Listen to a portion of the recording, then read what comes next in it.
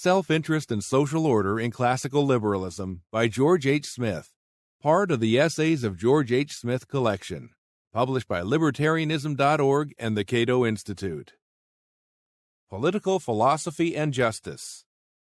Political philosophy is a systematic inquiry into the nature of a good society and its preconditions, implications, and corollaries. The political philosopher, in framing his conception of a good society, must engage in two kinds of investigation: normative or prescriptive, and positive or descriptive. The normative part of political philosophy is concerned with the nature of justice, whereas the positive part is concerned with the nature of social order. What is justice? What is social order? These fundamental questions, when considered in tandem, establish the field of inquiry for that discipline known as political philosophy. Another descriptive feature of political philosophy is its theory of human nature, which is the ultimate foundation for everything else. I discuss this issue in later chapters. We sometimes think of political philosophy as essentially prescriptive, while neglecting its descriptive features. This is an understandable oversight, for justice has traditionally been regarded as the core concept of this discipline. But no theory of justice can be, or ever has been, defended without a corresponding theory of social order. This latter may be tacitly assumed or implicitly contained within a theory of justice, but it is there nonetheless. A philosopher may be unaware of these descriptive elements. He may not have clearly formulated his theory of social order or worked out its implications, but he cannot avoid the fact that justice is a social concept. A theory of justice expresses an ideal relationship, that is, a relationship that ought to exist, between two or more individuals. We can act unjustly only toward others, never toward ourselves. Thus, in formulating a theory of justice, the philosopher must consider what would probably happen if his moral ideal were accepted and acted upon in the real world. Would his ideal of justice promote cooperation or conflict, harmony or chaos, abundance or poverty, happiness or misery?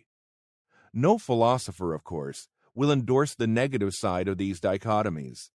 No philosopher will claim that his theory of justice, if implemented, would result in perpetual conflict, chaos, poverty, or misery. We may, therefore, ask the philosopher how he knows all this. On what basis does he presume that his theory of justice is at least consistent with a minimal degree of social order? That it would not, for example, plunge society into that Hobbesian nightmare, that state of perpetual war of every man against every man, where life is nasty, brutish, and short. It is when answering such questions that the political philosopher must rely upon a theory of social order. And this is where the philosopher must venture beyond his native domain of ethics into the foreign territories of sociology, economics, social psychology, and other human sciences. Political philosophies may be divided into two broad categories or ideal types. The first assigns to political theory the limited task of determining those general conditions that are necessary for a good society. The second assigns to political theory the more expansive task of determining not only those conditions that are necessary for a good society, but those that are sufficient as well. By necessary, I mean those conditions without which a good society cannot exist. Such conditions are essential but minimal. They establish general principles of justice and social order without prescribing in detail how these principles should be implemented in particular cases. Political philosophy, thus conceived, can lay down general rules while leaving considerable room for social and cultural variations, the specifics of which will often depend on historical circumstances that are unique to a given society. By sufficient, I mean those conditions that will result in the best of all possible societies. In contrast to a theory of necessary conditions, which specifies the preconditions of a good society, a theory of sufficient conditions attempts to draft a social blueprint in effect, often in considerable detail. Or to use the more familiar terms, a theory of sufficient conditions is a theory of social planning. A theory of necessary conditions will tend to generate a model of the open society, whereas a theory of necessary and sufficient conditions will tend to generate a model of the closed society. These conflicting models result from the inner logic of ideas. To offer a sketch of what is minimally necessary for a good society is to leave considerable room for diversity, variation, and change. But the available space for individuality will progressively decrease as additional details transform what had been a sketch into a veritable blueprint for the good society. To enumerate the particular details, the sufficient conditions, of a good society is effectively to prohibit individuality and social change. A planned society, a society in which sufficient conditions are politically determined and coercively imposed, is closed to the spontaneous innovations of free association.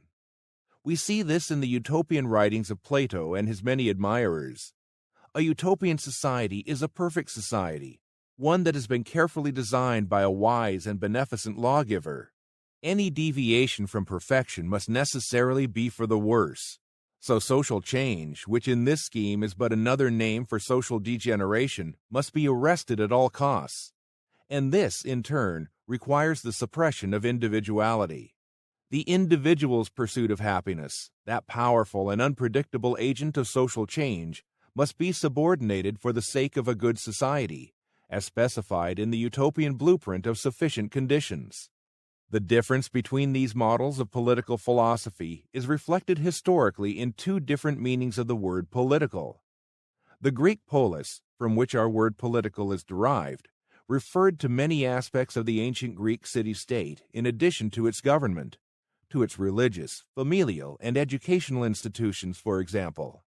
Most Greek philosophers, most notably Aristotle, did not distinguish between the political and the social, but used political to denote all kinds of institutions, whether coercive or voluntary.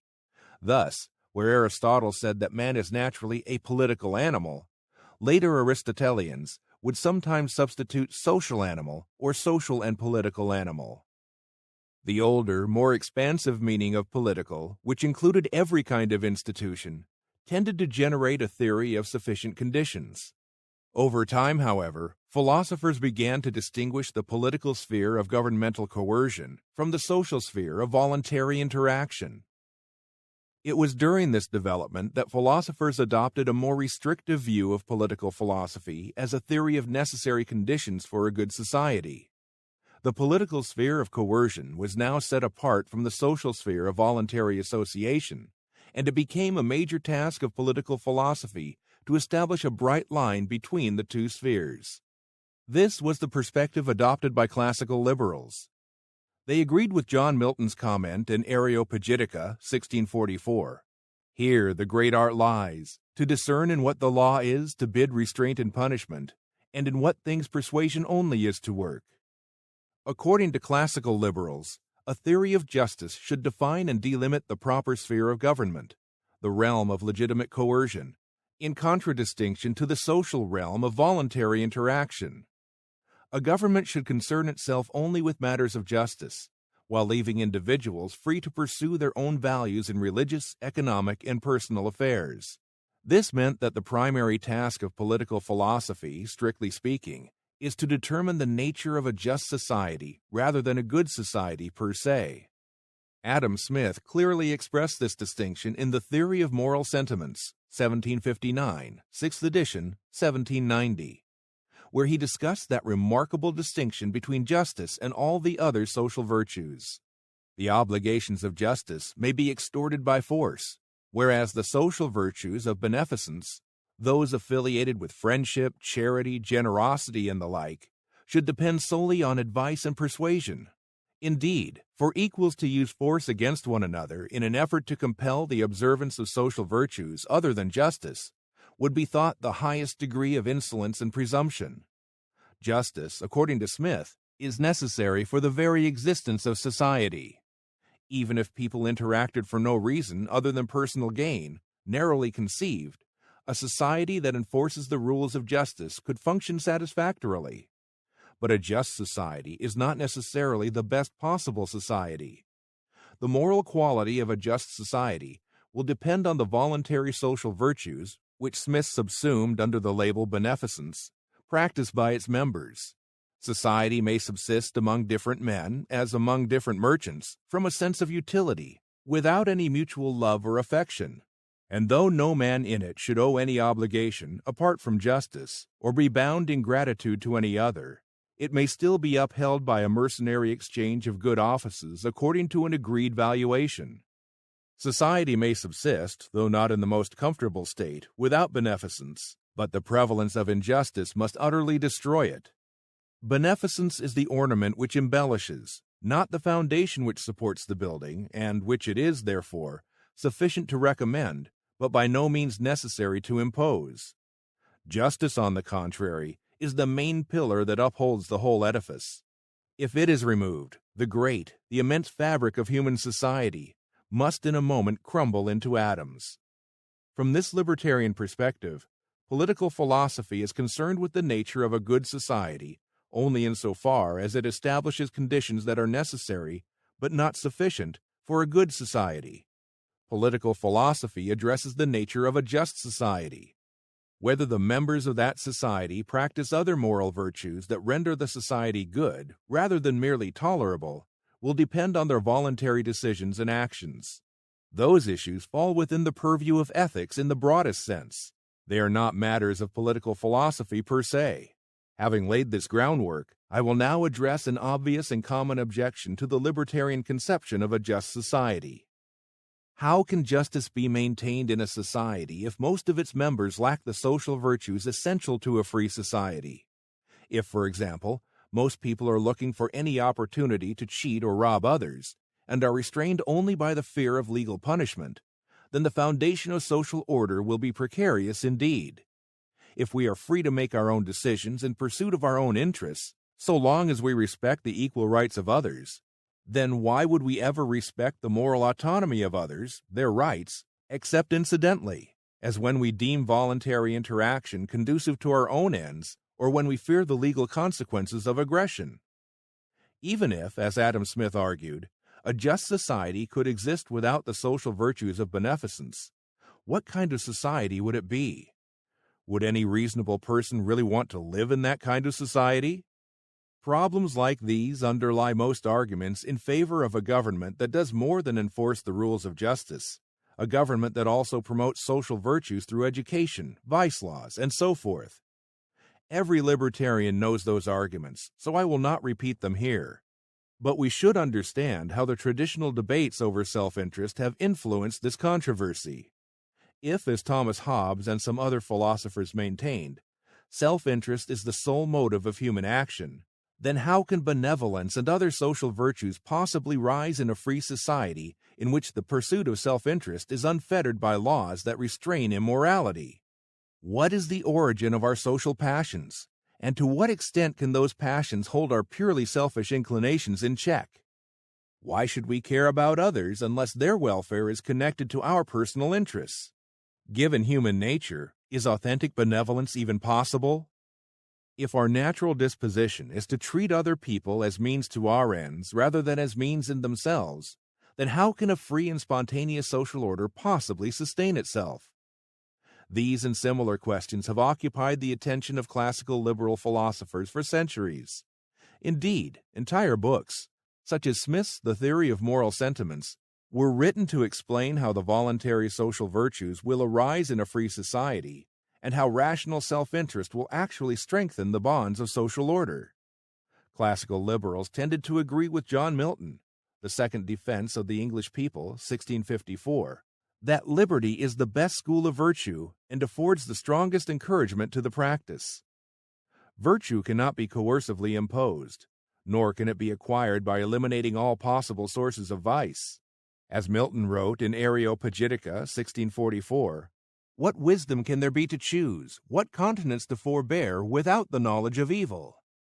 He that can apprehend and consider vice with all her baits and seeming pleasures, and yet abstain, and yet distinguish, and yet prefer that which is truly better, he is the true warfaring Christian. I cannot praise a fugitive and cloistered virtue, unexercised and unbreathed, that never sallies out and sees her adversary, but slinks out of the race, where that immoral garland is to be run for, not without dust and heat. Assuredly, we bring not innocence into the world. We bring impurity much rather. That which purifies us is trial, and trial is by what is contrary. That virtue, therefore, which is but a youngling in the contemplation of evil, and knows not the utmost that vice promises to her followers, and rejects it, is but a blank virtue. David Hume. I wish to begin my discussion of the Scottish philosopher David Hume, 1711 to 1776, with some inside baseball. By this I mean how those modern libertarians influenced by Ayn Rand sometimes view Hume.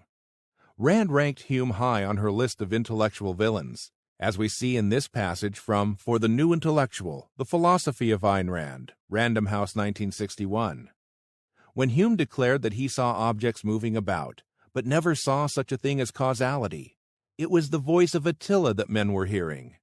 It was Attila's soul that spoke when Hume declared that he experienced a flow of fleeting states inside his skull, such as sensations, feelings, or memories, but had never caught the experience of such a thing as consciousness or self.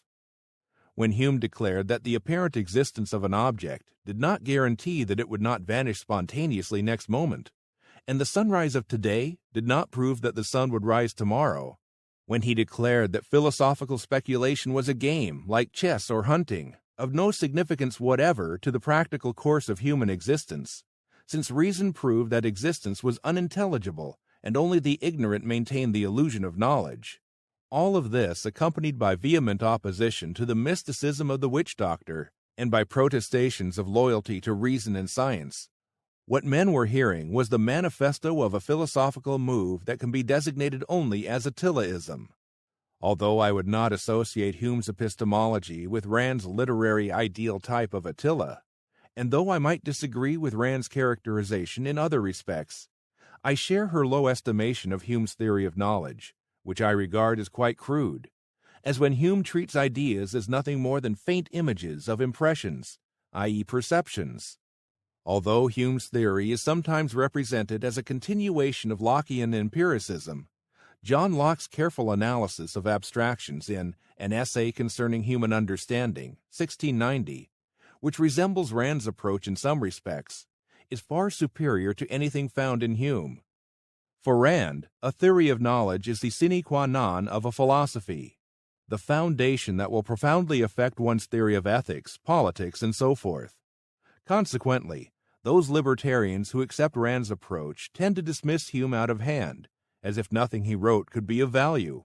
But as many commentators have noted, there is a curious disconnect between Hume's epistemological skepticism and his moral and social philosophy. As Charles W. Hendel explained in his introduction, 1957, to Hume's An Inquiry Concerning the Principles of Morals, 1752, Hume was not skeptical in this work of moral philosophy. And Hendel continues, the first thing Hume insists upon against any skepticism in morality is the reality of moral distinctions. They are real, and they are important. They are not merely matters of convention or products of education. They originate naturally in the life of man in society. Of the book referred to by Hendel, An Inquiry Concerning the Principles of Morals, which would become the second part of Inquiries Concerning Human Understanding and Concerning the Principles of Morals, 1777, Hume later said that it was, of all my writings, historical, philosophical, or literary, incomparably my best. Scholars disagree over whether the later inquiry is merely a briefer and more elegantly written version of Hume's earlier treatment of ethics in Book 3 of A Treatise of Human Nature, 1739, or whether Hume changed his views somewhat in the later book. A Treatise of Human Nature, which is widely regarded as Hume's true masterpiece, was written while Hume was a young man and unknown in literary circles. After it fell dead-born from the press, Hume resolved to write a more accessible version of the ideas contained in A Treatise of Human Nature, which can be quite difficult to read, and this led to his shorter Enquiries, an exemplar of how to write philosophy in an essay style. One thing is certain, in his later book on ethics, Hume avoided some of the controversial language and expressions that appear in the treatise. For example, we find no references in the Enquiry to justice being an artificial virtue, an unfortunate choice of words in the treatise that generated considerable misunderstanding among readers, for reasons I will explain presently. Moreover, some of Hume's hopped-up expressions in the treatise do not appear in the inquiry, most notably the infamous remark, "Reason is, and ought only to be, the slave of the passions, and can never pretend to any other office than to serve and obey them." One can imagine a young Hume being delighted with this striking bit of rhetoric, even though it could, and did, lead to misunderstandings about the points he wished to make in the treatise. Hume was not the only young writer in the history of philosophy who was occasionally over-exuberant. F.A. Hayek was the chief conduit through which Hume's moral, political, and social theory entered the mainstream of modern libertarian thought.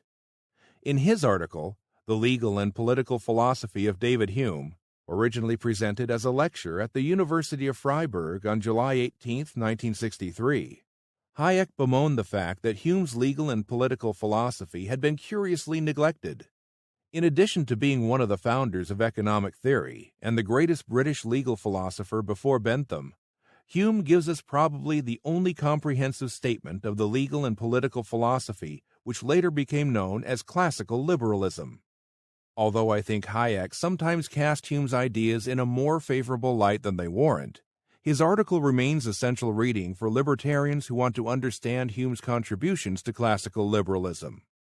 In this chapter, and the one that follows, I can do no more than sketch some of Hume's ideas in moral and social philosophy, especially as they pertain to self-interest, social order, and utility. First, however, I wish to clear up a controversy that I mentioned previously, namely, Hume's references in a treatise of human nature to justice being an artificial virtue or an invention, as he sometimes called it.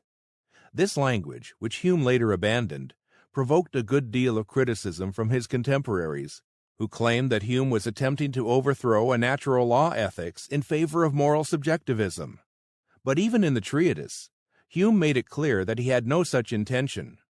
For an excellent discussion of this problem, see Stephen Buckle, Natural Law and the Theory of Property, Grotius to Hume, Oxford University Press, 1991.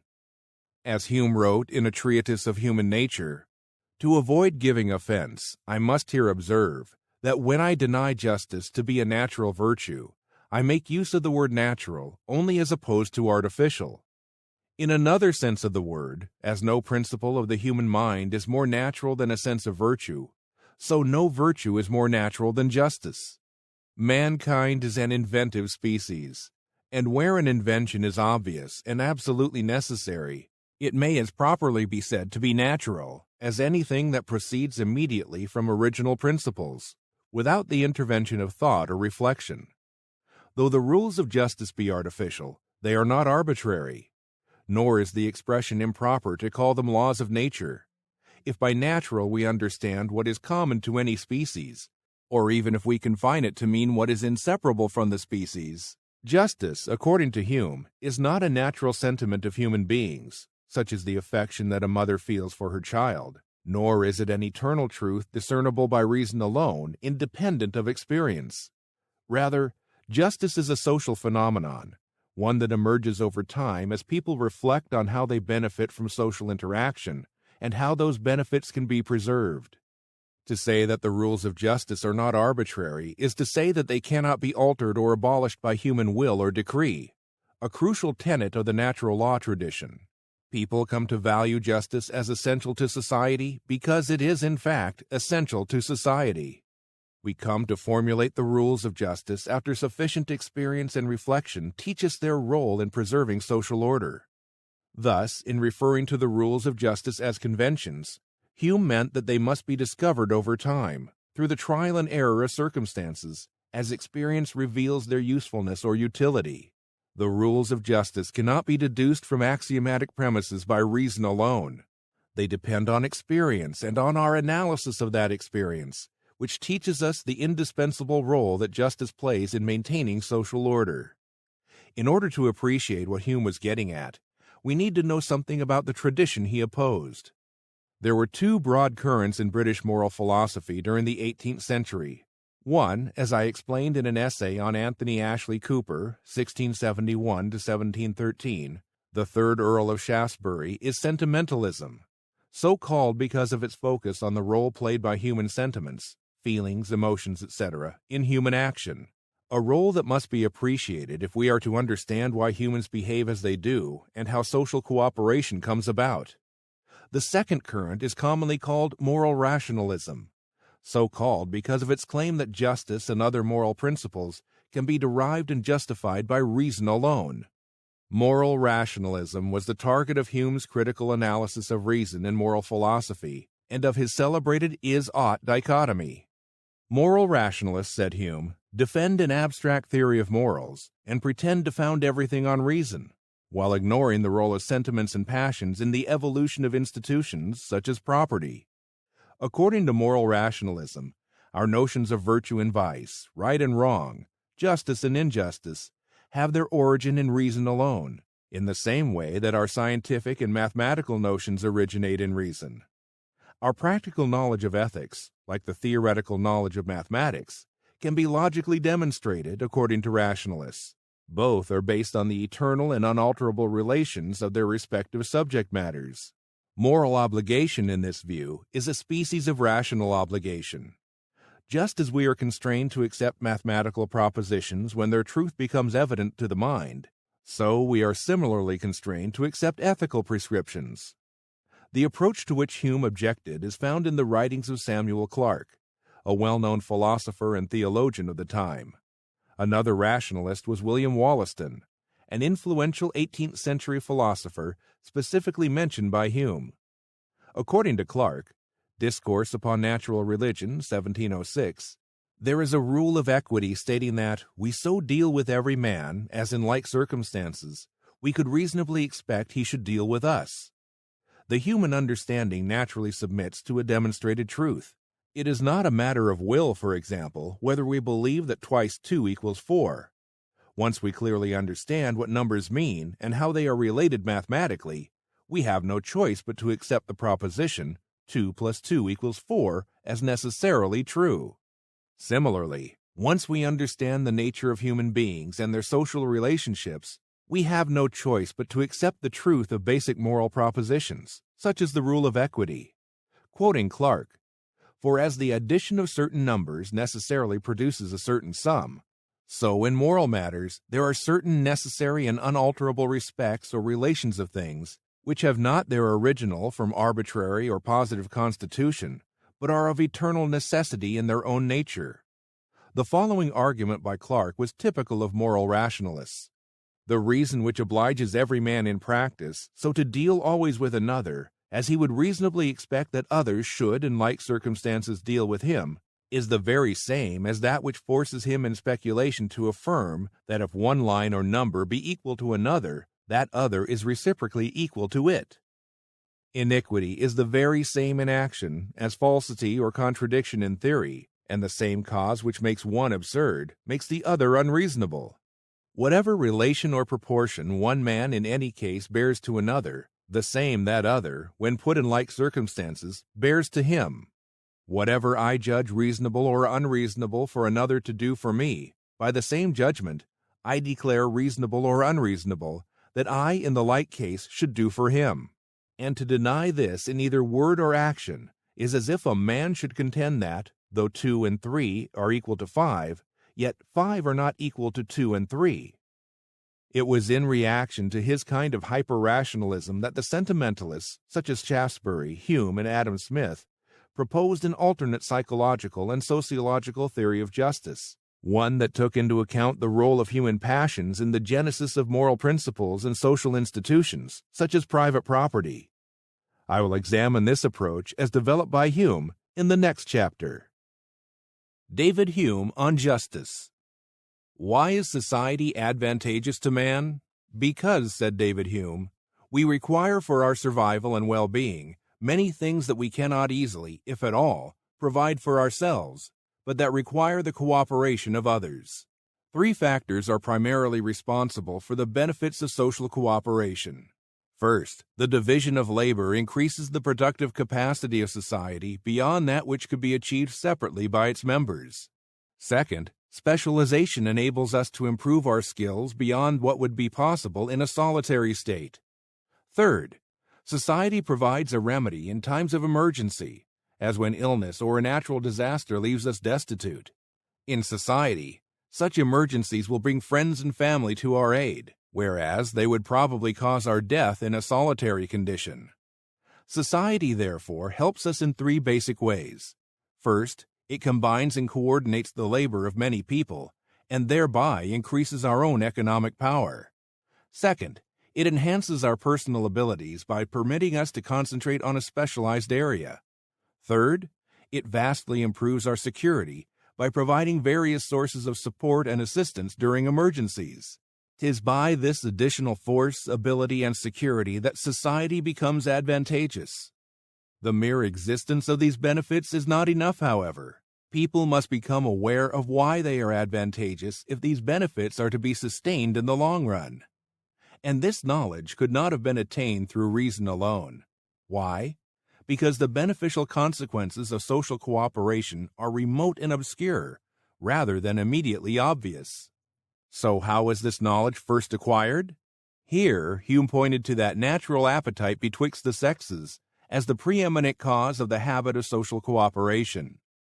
Our natural sexual impulses, by producing children, create the miniature society of family members.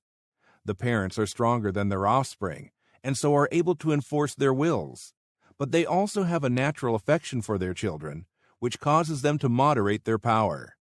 Meanwhile, as children grow up in their familial society, they come to understand and appreciate the benefits of social cooperation.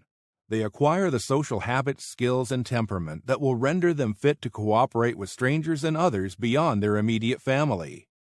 The crucial difference between a family and a larger society is that in the latter we must interact with strangers, people for whom we feel no natural affection.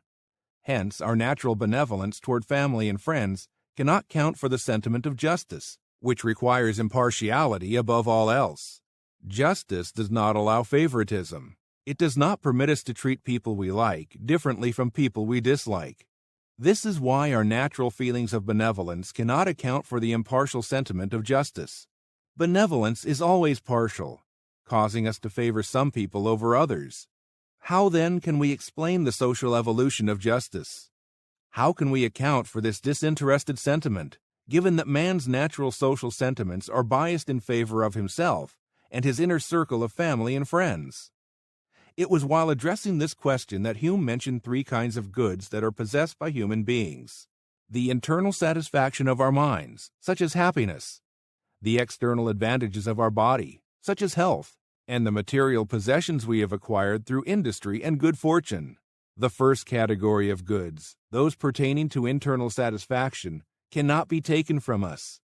The second, our physical capabilities and condition, can indeed be damaged or destroyed by another person, but the aggressor can gain nothing for himself by doing so. But the case is different with the third species of goods, our material possessions. Our possessions alone are both exposed to the violence of others and may be transferred without suffering any loss or alteration, while at the same time there's not a sufficient quantity of them to supply everyone's desires and necessities. As the improvement, therefore, of these goods is the chief advantage of society, so the instability of their possessions, along with their scarcity, is the chief impediment. Property would be insecure in a state of nature, and it is vain, said Hume, to expect a remedy for this inconvenience from man's uncultivated nature, which is dominated by his natural passions. As noted previously, people will naturally value their own welfare and the welfare of their inner circle, family and friends, over that of other members of society. So our natural affections are inconsistent with the sentiment of justice. Rather than cultivate a concern for strangers, our partial passion of self-interest will tend to strengthen the value we place on ourselves and on our inner circle at the expense of everyone else. This is what Hume meant when he said that justice is not a natural virtue. We are not naturally inclined to value everyone equally, without showing favoritism to self, family, and friends. But this is exactly what the virtue of justice requires. What nature fails to provide, however, is compensated for by our judgment and understanding. As we become aware of the advantages of social cooperation, we also become aware of the need for security in our external possessions.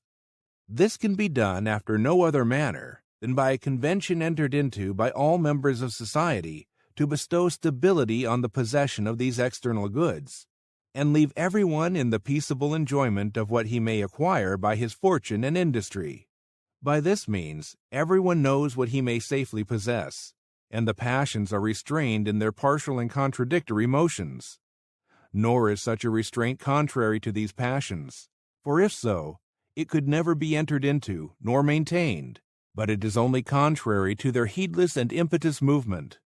Instead of departing from our own interest or from that of our nearest friends, by abstaining from the possessions of others, we cannot better consult both these interests than by such a convention, because it is by that means we maintain society, which is so necessary to their well-being and subsistence as well as to our own.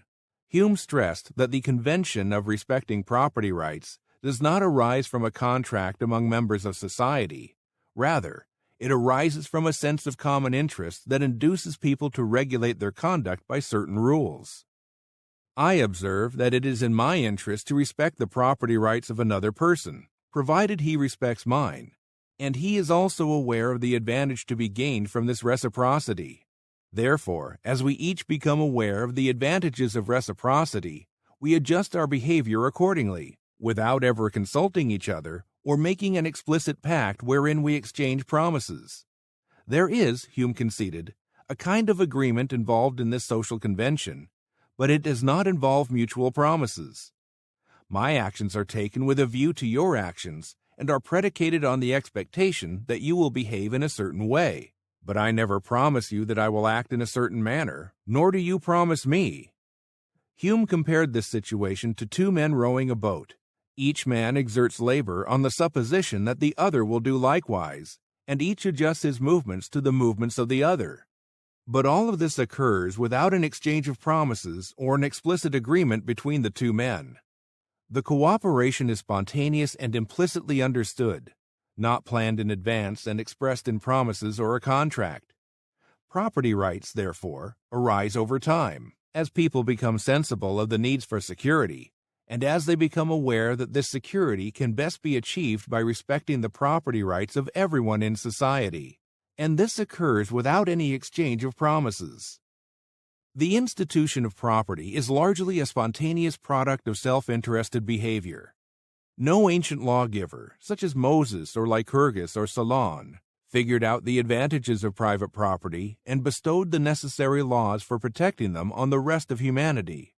Property rights, like language and money, evolved over time and were established as conventions, as people came to respect them routinely, as a matter of habit. Hume's account is especially significant for classical liberal ideology because of its stress on the fusion of self-interest and public utility through property rights, which is the institutional manifestation of justice. As with many British moralists, Hume treated self-interest as a natural sentiment, an inherent disposition in human nature, that can lead to either good or bad consequences, depending on how it is managed and directed by reason. Justice forbids us to interfere with the property rights of others, and, when such rights are secure, there remains little or nothing to be done towards settling a perfect harmony and concord in society. Social harmony cannot be achieved, however, so long as man's natural passions, which give preference to ourselves and friends above strangers, are not restrained by any convention or agreement. Our partial self-interest, if unrestrained by reason, generates the antisocial passion of avidity, the desire to acquire goods and possessions for ourselves and our nearest friends. Avidity is insatiable, perpetual, universal, and directly destructive of society, so this passion must be regulated or checked. But benevolence toward strangers is too weak to counterbalance the love of gain, as are other passions not linked to self-interest. This leaves only self-interest itself, rightly understood, to counteract the undesirable consequences of a partial self-interest, narrowly conceived. We moderate our self-interested passions as we come to understand the long-range benefits of social cooperation. There is no passion, therefore, capable of controlling the interested affection, but the very affection itself, by an alteration of its direction.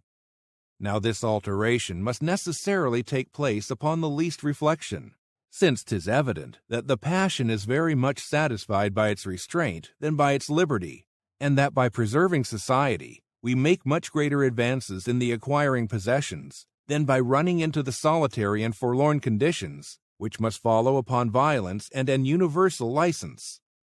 That self-interest must restrain and regulate itself leads to an interesting observation about its moral status.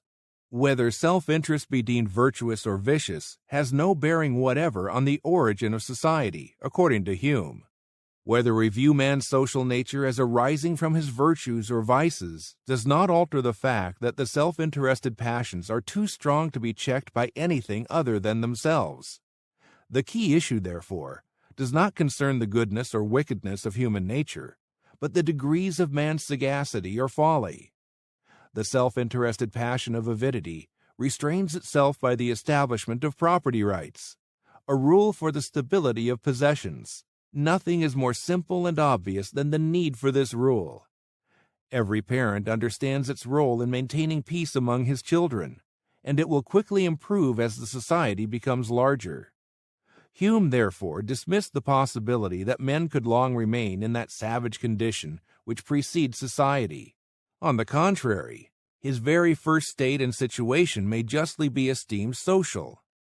The supposed pre-social state of nature, the Hobbesian condition of perpetual strife, is a philosophical fiction, an abstraction that never did, nor ever could, exist in reality.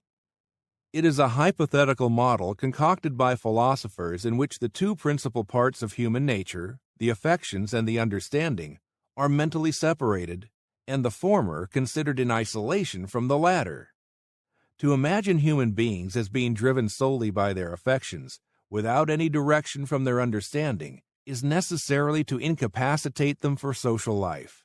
In short, according to Hume, the rules of justice are artificial, in the sense that they do not spring naturally from innate sentiments and dispositions. Instead, the rules of justice emerge as we reason about the lessons of experience, which teach us that justice is an indispensable condition for social order and harmony. Justice cannot be deduced from the nature of rational beings alone, as moral rationalists maintained. We must also take into account the non-rational features of human nature, such as our natural sentiments, and the external conditions in which people find themselves, such as the requirements imposed by economic scarcity. Thomas Hobbes. Elsewhere, I have written the following about Anthony Ashley Cooper, 1671 to 1713, the 3rd Earl of Shaftesbury.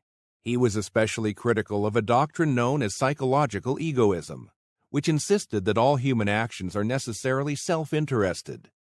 In one respect, Shaftesbury did not object to this primitive hedonistic analysis, since all human action is motivated by the desire to attain happiness or satisfaction of the self in some sense. Nevertheless, it is a serious error to suppose that all human actions are motivated by self-interest, as that term is commonly understood. Psychological egoism is a modern label. During the 18th century, David Hume and others frequently called the same idea the selfish system. This is the doctrine that all human actions, however other-regarding or disinterested they may seem, are in fact motivated by consideration of self-interest. There is also a theory known as psychological hedonism, according to which all actions are motivated by the desire for pleasure or personal satisfaction, but I will ignore that approach for now. Those leading 18th century philosophers who criticized psychological egoism, e.g. Shaftesbury, Francis Hutcheson, Joseph Butler, David Hume, and Adam Smith, were typically classical liberals who wished to rebut the theories of Thomas Hobbes, 1588 to 1679, especially as explained in his masterpiece, Leviathan, 1651.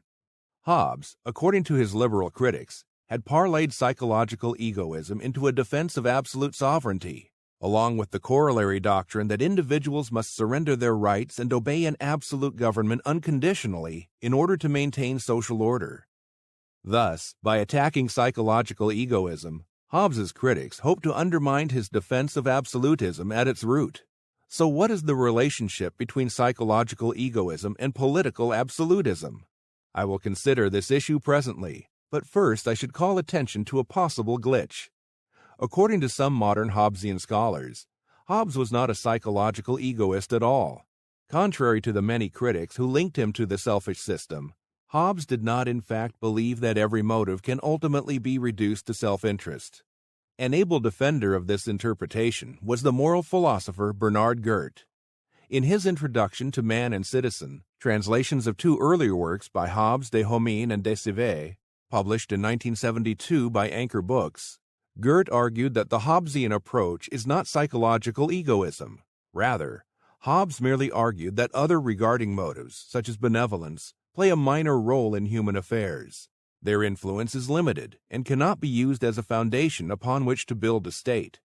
This is not the place for me to debate this issue, even if I were inclined to do so, except to note that many passages by Hobbes definitely point in the direction of psychological egoism, whereas others seem to support Goethe's interpretation.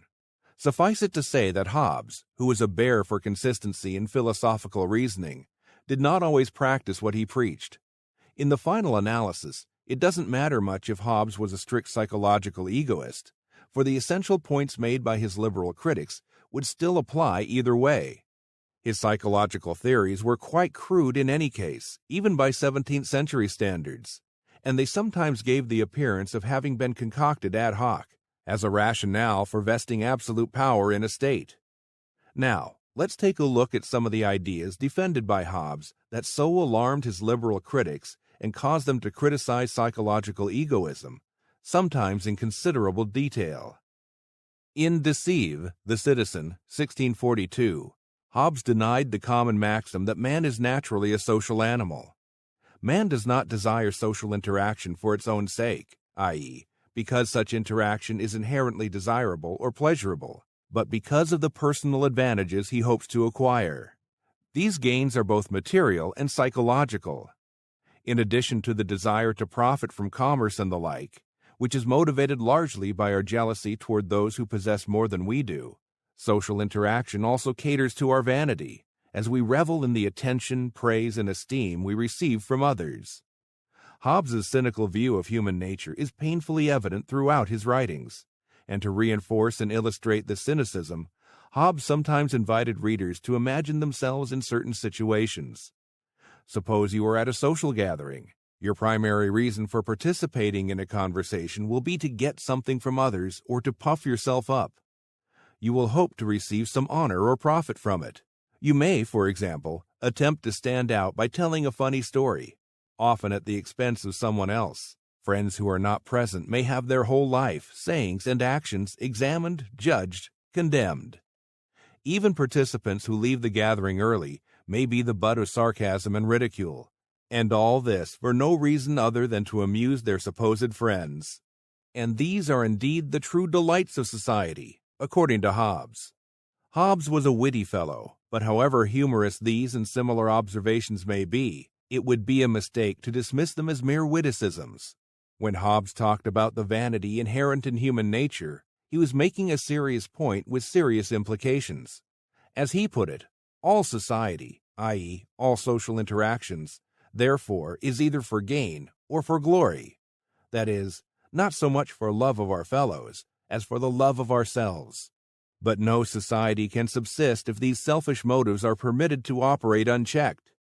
In a state of nature, a society without government, people would exploit others mercilessly, even to the point of murdering innocent people for their property, and the only remedy for this war of all against all is fear.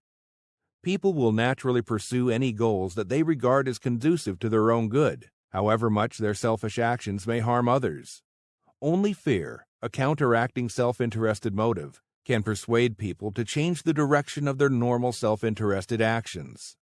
Only the self-interested incentive of fear, especially the fear of death, can overcome our desire to exploit others by violent means, since we value our own lives more than we value the goods that violence may yield.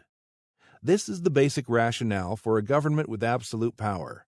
Only such a government can instill the continuous fear, including the fear of death, necessary to maintain social order.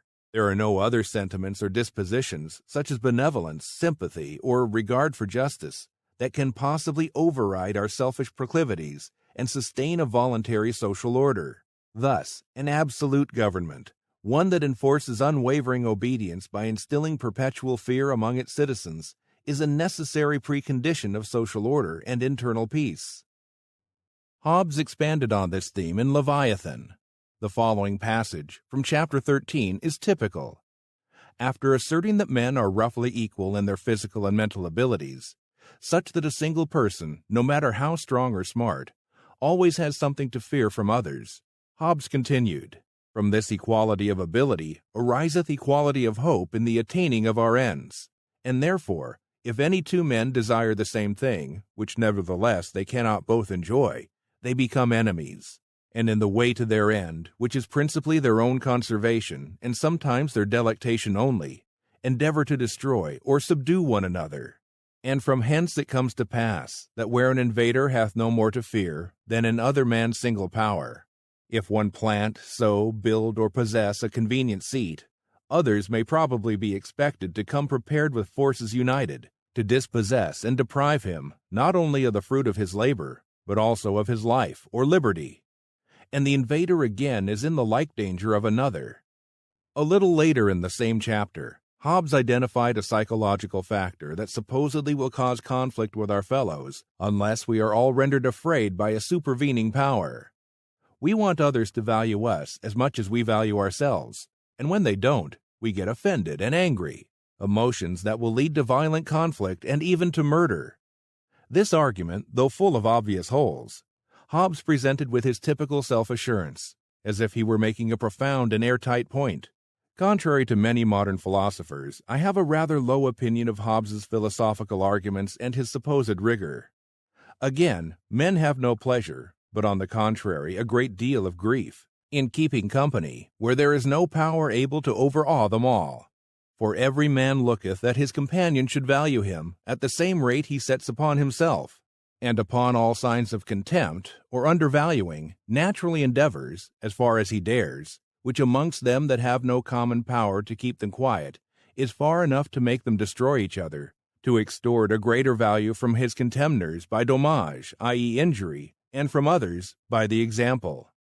Given the innate dispositions of human nature that will supposedly generate a perpetual war of every man against every other man in a state of nature, we might wonder if Hobbes was aware of how rational human beings can resolve their conflicts and agree to cooperate for the benefit of everyone concerned.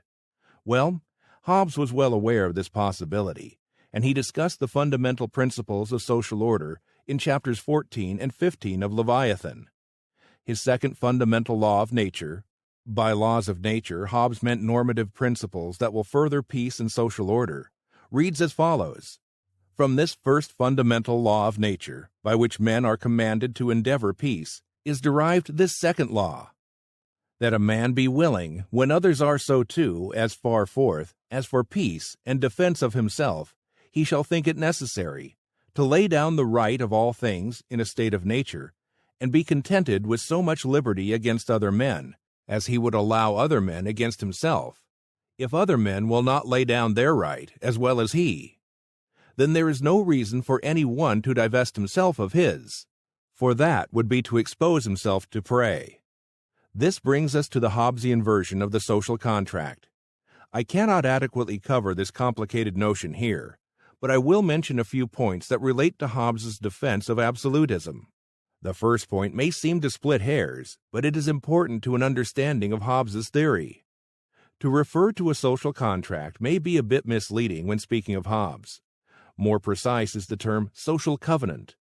A covenant, for Hobbes, is a type of contract, one that involves future performance.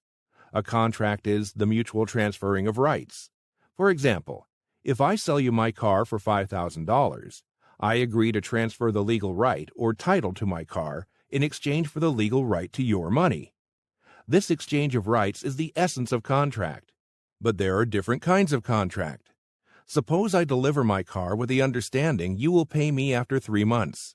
Here, I execute my part of the bargain immediately, while trusting you to deliver your part of the bargain in the future.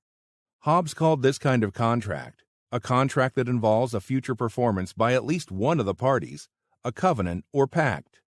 According to Hobbes, the reciprocal agreement citizens enter into to deal with one another by peaceful means is a social covenant.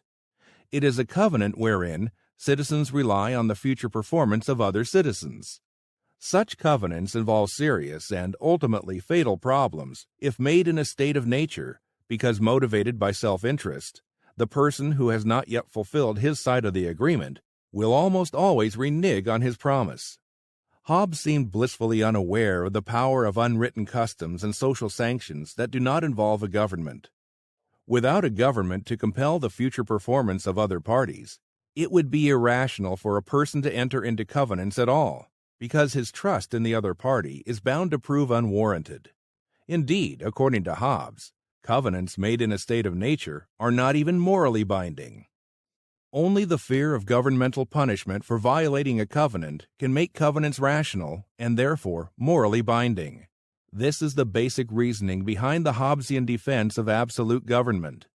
Unless self-interested individuals fear being punished for their violations of agreements, such agreements will be impossible, and there will exist no foundation for social order. Hobbes makes no allowance for the possibility that contracting parties will fulfill their agreements as a matter of honor or from a sense of justice. Indeed, these options would not even be rational in a state of nature, because the naive party would leave himself open to being exploited by others, and this would not be in his self-interest. The reciprocal agreement in the Hobbesian social covenant consists of everyone, except the sovereign, renouncing his right to pursue self-interested actions as he deems fit. But there is no contract or agreement of any kind between the sovereign and the citizens in this tortuous hypothetical scheme. Citizens do not transfer or delegate any rights to the sovereign. Rather, they agree to renounce their rights provided others agree, and this social covenant is then enforced by the sovereign, who retains the same fundamental right to do whatever he likes in effect that he possessed in the state of nature. In other words, after the social covenant occurs, the sovereign is left with complete discretion in deciding what to do with the citizens. The citizens, in contrast, having renounced all their rights, with the sole exception of the right of self-preservation, which is inalienable even for Hobbes, have no right to disobey or even to question the sovereign, who remains in a state of nature vis-à-vis the citizens. And those virtually rightless beings certainly don't possess the rights of resistance and revolution, regardless of how unjust or tyrannical the sovereign may be. On the contrary, justice itself has no meaning apart from the will of the sovereign. Whatever the sovereign decrees is just, by definition. We can now understand why Hobbes painted a terrifying picture of a society without government. If people are to submit unconditionally to an absolute ruler, their only alternative, a state of nature, must be sufficiently horrible to justify this drastic measure. Hobbes admitted that men will agree to the social covenant from fear alone, specifically, the fear of death in a war of all against all. But covenants, motivated by fear, he insisted, are still binding. I have presented this summary so that readers unfamiliar with Hobbes will appreciate why so many liberal philosophers targeted him for attack. Although Hobbes did not spawn many disciples per se, parts of his analysis found their way into the writings of other important philosophers, as we see in the work of Samuel Pufendorf, 1632 to 1694, on international law. We even find some aspects of the Hobbesian approach to self-interest in the libertarian classic Cato's Letters by John Trenchard and Thomas Gordon, 1720-17.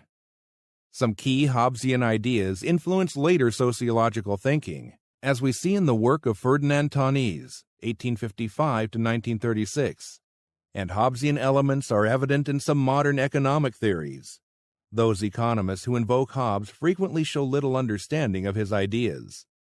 As I noted at the beginning of this chapter, liberal philosophers thought it necessary to attack not only Hobbes's political conclusions, but also the premises on which he built those conclusions. Chief among those premises was the Hobbesian notion of self-interest, and how that supposedly ubiquitous motive renders social order impossible unless it is severely restrained by the fear of an absolute government. I discuss some of those criticisms, especially as they pertain to psychological egoism, in the next chapter. The Selfish System. Given Nathaniel Branden's still fairly recent death, December 3, 2014, it is fitting to begin this discussion of psychological egoism, or the selfish system as it was called in earlier centuries, by referring to an article on this topic that Brandon wrote for the Objectivist newsletter, September 1962. In Isn't Everyone Selfish? Brandon stated the basic thesis of psychological egoism as follows. Since every purposeful action is motivated by some value or goal that the actor desires, one always acts selfishly, whether one knows it or not. Brandon had a remarkable ability to analyze philosophical and psychological issues in clear and concise terms, as we see in his treatment of psychological egoism. Near the end of his article, Brandon hit the nail on the head. The basic fallacy in the everyone is selfish argument consists of an extraordinarily crude equivocation. It is a psychological truism, a tautology, that all purposeful behavior is motivated. But to equate motivated behavior with selfish behavior is to blank out the distinction between an elementary fact of human psychology and the phenomenon of ethical choice. It is to evade the central problem of ethics, namely, by what is man to be motivated? This type of criticism by no means originated with Brandon. On the contrary, similar criticisms go back at least to the early 18th century, as I pointed out with regard to Shaftesbury in the previous chapter. And as I explained in that chapter, classical liberals were especially concerned to rebut psychological egoism because they associated it with the political teachings of Thomas Hobbes, who used it to buttress his case for absolute sovereignty. If we are necessarily motivated by self-interest, if we lack any natural sympathy for others and will observe the rules of justice only so long as those rules serve our own subjective interests, then we need a strong government to instill fear in citizens, a fear that will override our other self-interested concerns if we are to attain even a minimal degree of social order. According to Hobbes, without the fear instilled by an absolute sovereign, we will lapse into the horrific state of nature, a condition of perpetual war of every man against every man, where life is nasty, brutish, and short. 18th century British philosophers, or the British moralists as they came to be known, criticized psychological egoism for more than political reasons. A substantial portion of their writings was concerned as much with what we now call psychology as with philosophy per se, as we now understand that term. They subsumed all investigations of human action, both prescriptive and descriptive, under the label moral philosophy or moral science, where moral pertained to three fundamental features of human nature: reason, volition, and purposeful behavior. These characteristics, they believed, distinguished human beings from other animals, so it is crucial to understand these features and their interrelationships if we are to understand the springs of human action, to use a phrase from David Hume. This type of investigation, they further believed, is indispensable if we are to understand the foundation and conditions of social order. Although the British moralists disagreed among themselves on some issues, they unanimously rejected the Hobbesian argument that fear, and fear alone, can motivate people to interact peacefully. If a government restricts its coercive activities to enforcing the equal rights and freedoms of its citizens, then within that framework, people will be motivated not only by self-interest, but also by benevolence, justice, and other non-selfish factors. And this mix of motives will generate a desirable social order. Now let's return to the particulars of psychological egoism. According to Brandon, this doctrine conflates motivated actions with self-interested actions. To put this another way, it is obvious that we must be interested in X before we will act to achieve X. Otherwise, we would lack any motive to pursue X. But to say that we must be interested in X, in some sense, before we will pursue X, does not tell us why we are interested in X. We may be interested in X because we believe it will further our own interests, or we may be interested in X because we believe it will promote the welfare of another person, or, as we shall see in the arguments of Bishop Butler, which I discuss in the next chapter, we may be interested in X without either of these objectives in view. Some early critics of psychological egoism claim that it ultimately rests on a linguistic confusion that conflates interested with self-interested. For example, the Scottish philosopher and sociologist Adam Ferguson, an essay on the history of civil society, 1767, wrote that this supposed selfish philosophy, while masquerading as a significant insight into human nature, is actually nothing more than an obtrusion of a mere innovation in language. Ordinary people use conventional language to distinguish between different types of motives. Of this kind are the terms benevolence and selfishness, by which they express their desire of the welfare of others or the care of their own. But then along comes the speculative philosopher, who reshuffles the meaning of ordinary words and proudly pronounces his discovery that all human actions, including those that appear self-sacrificial, are ultimately selfish. In fact, however, that philosopher has merely given us the appearance of something new without any prospect of real advantage. The term benevolent, Ferguson continued, is not employed to characterize persons who have no desire of their own, but persons whose own desires prompt them to procure the welfare of others. True, my desire to help others is my desire, and any attempt to satisfy that desire is an attempt to satisfy my desire. All this is quite tautological. But to say that I desire X does not tell us the object or goal of my desire, which may be to help others. If we accept the reasoning of psychological egoism and equate my desires per se with self-interested desires, and thereby reduce all motives to self-interested motives, then, as Ferguson pointed out, we will need a fresh supply of language. Instead of that, by this seeming discovery we should have lost, in order to make the reasonings of men proceed as they formerly did. We simply could not communicate accurately with others unless we differentiated some kinds of motives from others. We need different names to distinguish the humane from the cruel, and the benevolent from the selfish. The supposed discovery of the psychological egoist, to the effect that all motives are ultimately selfish motives, amounts to nothing more than a linguistic coup. David Hume, in Of Self-Love, Appendix 2 of an Inquiry Concerning the Principles of Morals, identified two versions of the selfish system. The first and least interesting is a type of cynicism that views all humans as corrupt and deceitful to some degree or another. Thus, when we appear or claim to be acting without a regard for our own interests, we are acting under false pretenses. If we donate liberally to charitable causes, this is not because we really care about anyone other than ourselves. Rather, we are attempting to make ourselves look good in the eyes of others, perhaps to win their praise and esteem. The second version of the selfish system of morals is more complex philosophically. Hume described this theory as follows. There is another principle, somewhat resembling the former, which has been much insisted on by philosophers and has been the foundation of many a system, that whatever affection one may feel or imagine he feels for others, no passion is or can be disinterested, that the most generous friendship, however sincere, is a modification of self-love, and that even unknown to ourselves, we seek only our own gratification, while we appear the most deeply engaged in schemes for the liberty and happiness of mankind. By a turn of imagination, by a refinement of reflection, by an enthusiasm of passion, we seem to take part in the interests of others, and imagine ourselves divested of all selfish considerations.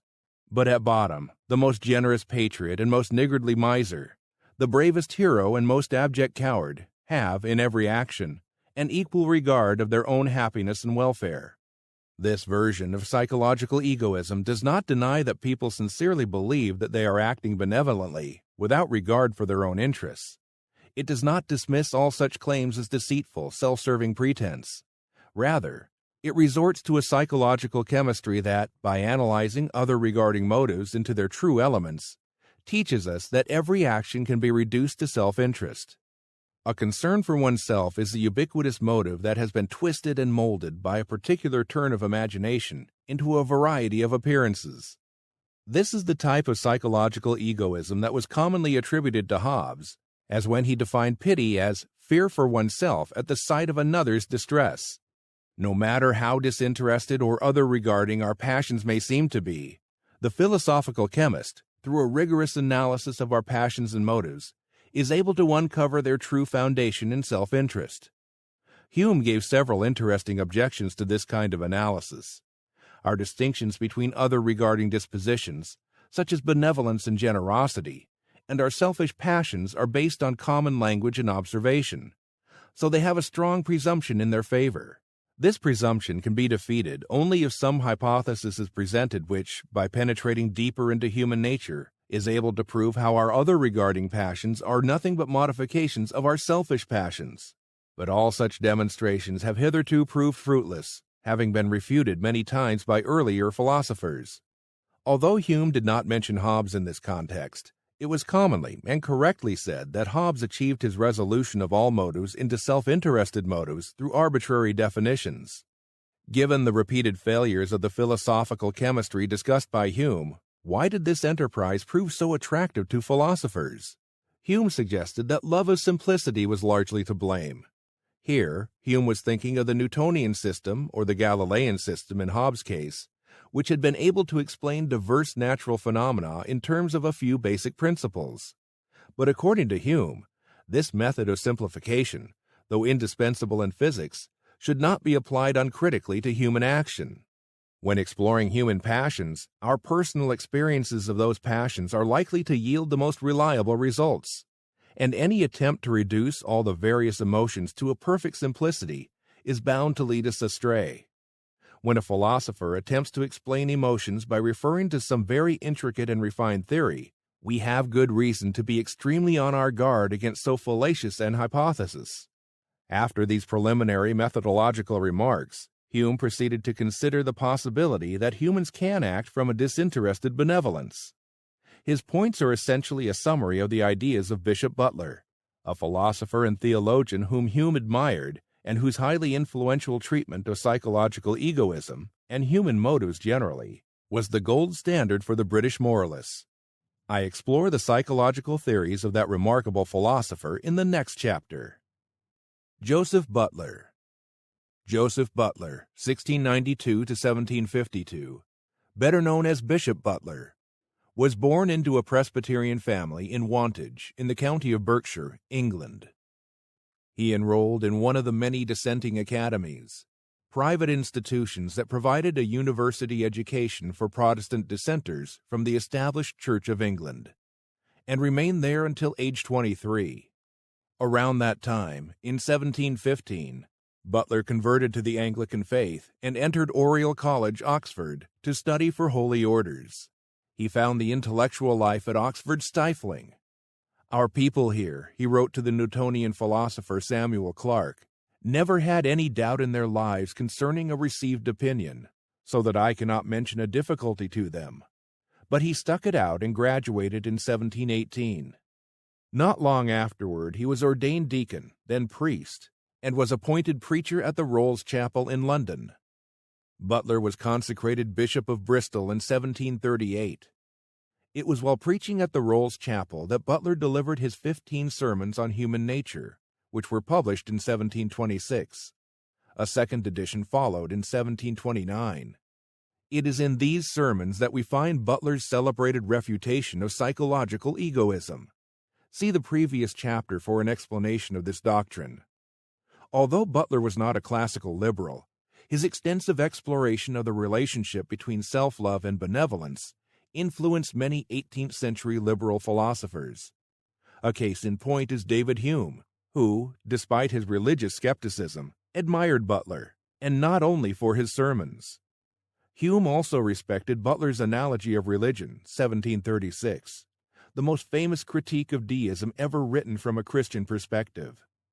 As Ernest Campbell Mosner wrote in The Life of David Hume, 1954, page 110, the analogy was to remain the one theological work of the century that Hume was to deem worthy of serious consideration, and whose author was always to be highly respected by him. 18th-century philosophers were not alone in praising Butler's treatment of psychological egoism. We find the same esteem expressed by modern philosophers. For example, according to the English philosopher C.D. Broad, psychological egoism was killed by Butler. Broad continued, "Butler killed the theory so thoroughly that he sometimes seems to the modern reader to be flogging dead horses. Still, all good fallacies go to America when they die, and rise again as the latest discoveries of the local professors. So it will always be useful to have Butler's refutation at hand." In the preface to his sermons, Butler characterized what we now call psychological egoism as follows: "There is a strange affectation in many people of explaining away all particular affectations, and representing the whole of life as nothing but one continual exercise of self-love. Hence arises that surprising confusion and perplexity in the Epicureans of old, Hobbes, The author, Rochefoucauld, of Reflections, Sentences, et Maximes Morales, and this whole set of writers, the confusion of calling actions interested which are done in contradiction to the most manifest known interest, merely for the gratification of a present passion. This melding of all motives into a single category of self-interest, Butler normally spoke of self-love, brings about a total confusion of all language. True, all desires are desires of the self, and in acting to satisfy a desire, we seek to satisfy a desire that belongs to the self, for no one can act but from a desire or choice or preference of his own. But such truisms tell us nothing about the objectives or goals of our desires, which may be interested, self-regarding, or disinterested. This, as I explained in the previous chapter, became the standard refrain among critics of psychological egoism. But Butler went far beyond this criticism. His sermons contain a fascinating account of the appetites, passions, affections, and propensities in human nature that must be taken into account when considering what constitutes happiness and a good life. Butler also made a significant contribution to the theory of conscience, a topic of great interest to 18th century British moralists. Before presenting a summary of Butler's major points, I wish to establish some background. First, we should consider the meanings of self-love or self-interest and selfish. Although Butler usually used selfish without any negative connotations, it was not uncommon for British moralists to distinguish between selfishness and rational self-interest. Butler used terms like cool self-love to describe the latter. This passage from Edward Montague's Reflections on the Rise and Fall of the Ancient Republics, adapted to the present state of Great Britain, 1759, is quite typical. After affirming an essential difference between our ideas of self-love and selfishness, Montague continued, "Self-love, within its due bounds, is the practice of the great duty of self-preservation, regulated by that law which the great author of our being has given for that very end. Self-love, therefore, is not only compatible with the most rigid practice of the social duties, but is, in fact, a great motive and incentive to the practice of all moral virtue. Whereas selfishness, by reducing everything to the single point of private interest, a point which it never loses sight of, banishes all the social virtues." James Mackintosh drew a similar distinction in Dissertation on the Progress of Ethical Philosophy, published in 1830. In his admiring discussion of Butler, Mackintosh wrote, "A regard to our own general happiness is not a vice, but in itself an excellent quality. It were well if it prevailed more generally over craving and short-sighted appetites. The weakness of the social affections and the strength of private desires properly constitute selfishness, a vice utterly at variance with the happiness of him who harbors it, and as such, condemned by self-love." Although Butler, unlike Mackintosh, did not condemn selfishness per se as a vice, he did agree with the overall point that Mackintosh was making. Given Butler's attack on psychological egoism, we might expect to find him calling for fewer actions motivated by self-love. But this was not his position. On the contrary, Butler maintained that we need more self-love in the world, not less. The thing to be lamented is, not that men have so great regard to their own good or interest in the present world, for they have not enough. Butler repeatedly pointed to instances of people who sacrifice their authentic self-interest by acting on frivolous impulses and transitory emotions, without considering how those actions will affect their overall happiness. To understand Butler's approach to this problem, we need to understand a few things about his views of human psychology. According to Butler, if we are to understand human beings and their actions from a moral perspective, we must look at human nature as a system of interrelated propensities. This system, or constitution of human beings, means that we should not view any particular propensity, such as self-interest or benevolence, in isolation from other motives. Rather, we need to understand how our motives are related, and how they should be regulated by reason in order to attain happiness. Butler identified 4 basic types of propensities. The first are particular passions and affections, or motives that cause us to seek or to avoid specific external objectives. The second propensity is cool self-love, or a reasoned concern for our long-range happiness. The third is benevolence, or a rational concern for the welfare of others. Finally, we have the principle of conscience. This is our power to deliberate rationally over conflicting motives and decide which action will best promote our happiness in the long run. The most interesting feature of Butler's taxonomy of propensities is his distinction between self-love and particular passions and affections. Self-love for Butler is a general principle, a rational power that enables us to evaluate the desirability of specific actions within the context of our long-range happiness. The distinction was also the core of Butler's rejection of psychological egoism. Consider the example of eating food when we are hungry. Many people would call this a self-interested action, but Butler disagreed. We normally eat to satisfy our hunger, not because we assess eating to be in our self-interest. Hunger, not self-interest, is what normally motivates us to eat something. Of course, a consideration of rational self-interest may play a role here, as when we decide that one type of food is better for us than another. Butler freely conceded that real motives are often mixed and difficult to segregate, but he insisted that certain theoretical distinctions should be made if we are truly to understand human action. Butler applied his analysis of particular propensities to a wide range of actions. For example, when we seek revenge, we do so because we want to hurt another person, not because we believe that a particular act of revenge will further our self-interest. On the contrary, vengeful acts may be contrary to our rational self-interest, but we may undertake them anyway without thinking through their long-range consequences. The same general reasoning applies to particular acts of benevolence. If we give money to a panhandler, we do so because we want to help him out, and this motive is not normally accompanied by reflecting on whether our benevolence is consistent with our self-interest. Such considerations come into play only when we rationally reflect on particular actions and types of propensities in order to assess their role, if any, in furthering our own interests, specifically our long-range happiness. Butler's analysis leaves a good deal of room for disinterested actions, that is, actions that are not motivated by considerations of self-interest. Such actions may or may not be consistent with self-love, but in any case, their moral worth does not depend on whether their primary objective is to benefit ourselves or whether we intend to benefit others. Or, in other words, we may judge and determine that an action is morally good or evil before we so much as consider whether it be interested or disinterested. Egoistic actions may be virtuous or vicious, but the same is true of every type of action. Each benevolence can be a vice when pushed too far, as when we inflict serious harm on ourselves in an effort to help others. Disinterested actions, those actions undertaken without regard to ourselves, may result in the utmost possible depravity of which human nature is capable, as we find in acts of disinterested cruelty. Although I had planned to cover Butler's ideas in one chapter, his thinking, especially his claim that many motives are neither self-regarding or other-regarding, was so outside the box that I now think it advisable to continue this discussion in the next chapter, in order to clarify some essential points.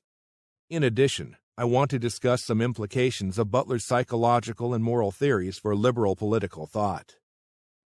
Joseph Butler, continued. In the previous chapter, I explained some basic themes found in Bishop Butler's theory of ethics, much of which includes what we now call psychology. In this chapter, I recap those themes, expand upon them, and summarize Butler's theory of conscience.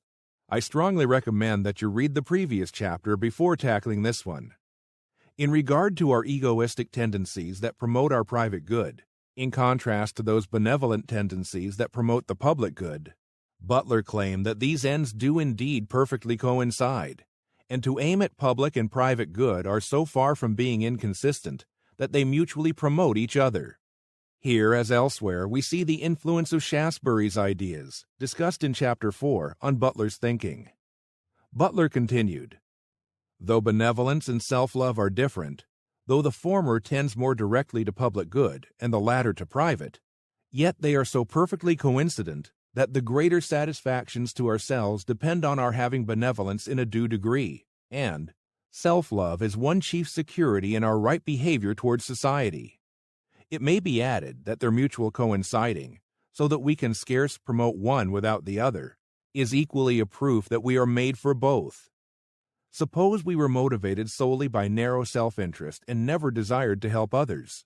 Even here, Butler contended, in an early version of Adam Smith's Invisible Hand, that actions based solely on self-interest will often benefit others. By acting merely from regard, suppose, to reputation, without any consideration of the good of others, men often contribute to the public good. But self-interest is not the only principle that actuates our behavior. We are also motivated by a general principle of benevolence, a disinterested desire to help others. Introspection and experience reveal this other-regarding propensity of human nature with as much certainty as they reveal our self-regarding propensity. That disinterested benevolence motivates many of our actions is evident to common sense, so most people rarely, if ever, question the existence of the benevolent principle. Only philosophers, said Butler, would deny so obvious a truth, typically by redefining ordinary words in an effort to reduce benevolent actions to disguised forms of self-interest. According to psychological egoists, all actions involve a desire of the self and are efforts to satisfy that desire, so all actions are ultimately self-interested. I discussed Butler's objections to this specious reasoning in the previous chapter. Here I will only mention one of his interesting examples. Butler pointed out that the basic argument of psychological egoism would also apply to our reasoning. Suppose we wish to solve a mathematical problem. Well, we desire to solve the problem, and in seeking for a solution we attempt to satisfy that desire. Does this mean that all mathematical reasoning, indeed all reasoning, is self-interested per se? According to Butler, this would be an abuse of language, an absurd way of speaking. But such is the inner logic of psychological egoism. As I noted in the previous chapter, Butler denied that every human action is motivated either by self-love or by benevolence. On the contrary, a vast range of actions results from particular desires to attain concrete objectives. When we eat because we are hungry, it is hunger, not self-interest, that motivates us to act. When we pity a person in pain and seek to relieve his suffering, it is the desire to lessen his pain, not benevolence, that motivates us to act. As is clear from these examples, some particular impulses are more closely related to self-interest than to benevolence, and vice versa. But it does not follow that the actions stemming from such impulses are motivated by either self-love or benevolence. This is because we frequently act on particular impulses without considering their broader implications. Here is how Butler put it. Men have various appetites, passions, and particular affections, quite distinct from both self-love and from benevolence. All of these have a tendency to promote both public and private good, and may be considered as respecting others and ourselves equally and in common. But some of them seem most immediately to respect others, or tend to public good. Others of them most immediately to respect self, or tend to private good. As the former are not benevolence, so the latter are not self-love. Neither sort are instances of our love either to ourselves or others, but only instances of our Maker's care and love both of the individual and the species, and proofs that he intended we should be instruments of good to each other, as well as that we should be so to ourselves. It is only when we rationally examine a specific impulse and place it under the broader context of self-love or benevolence that such actions become either self-interested or benevolent.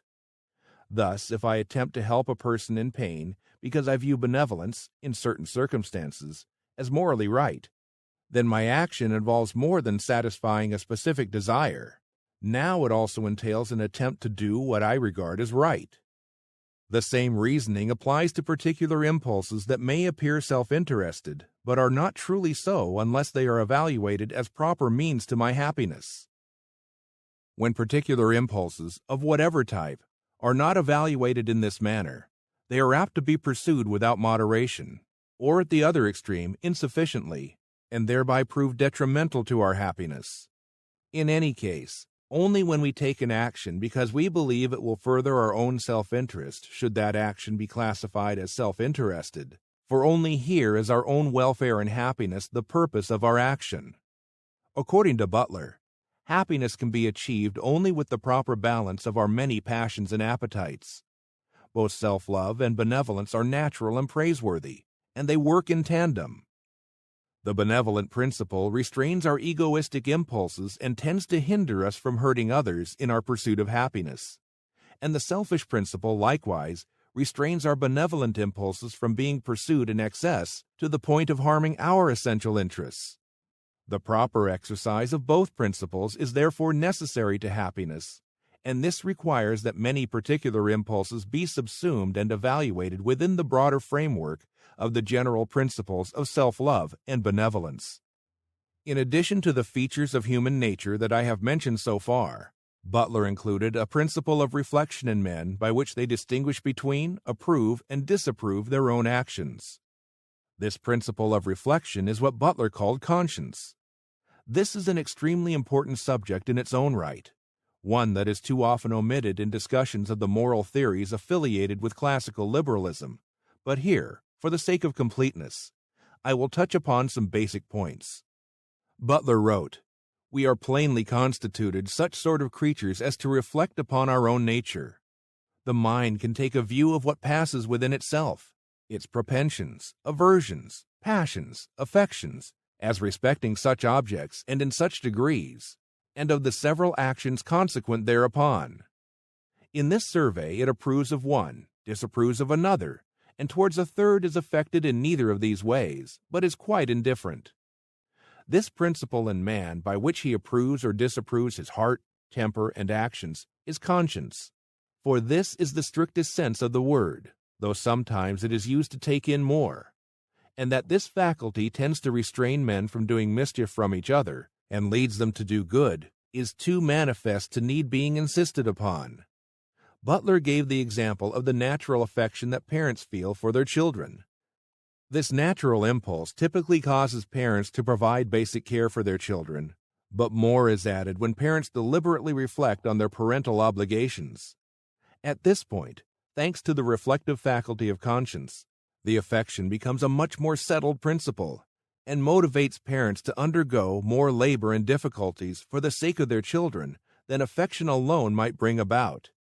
In other words, conscience, after distinguishing between good and bad impulses, transforms our good impulses into matters of moral principle, general rules that we ought to follow, and generally do follow, in the absence of extenuating circumstances. Unlike some moral sense theorists, for whom conscience is an innate feeling in effect, Butler viewed conscience as our ability to rationally assess the pros and cons of our particular impulses, ranking them according to their importance in the attainment of happiness, and evaluate specific actions accordingly.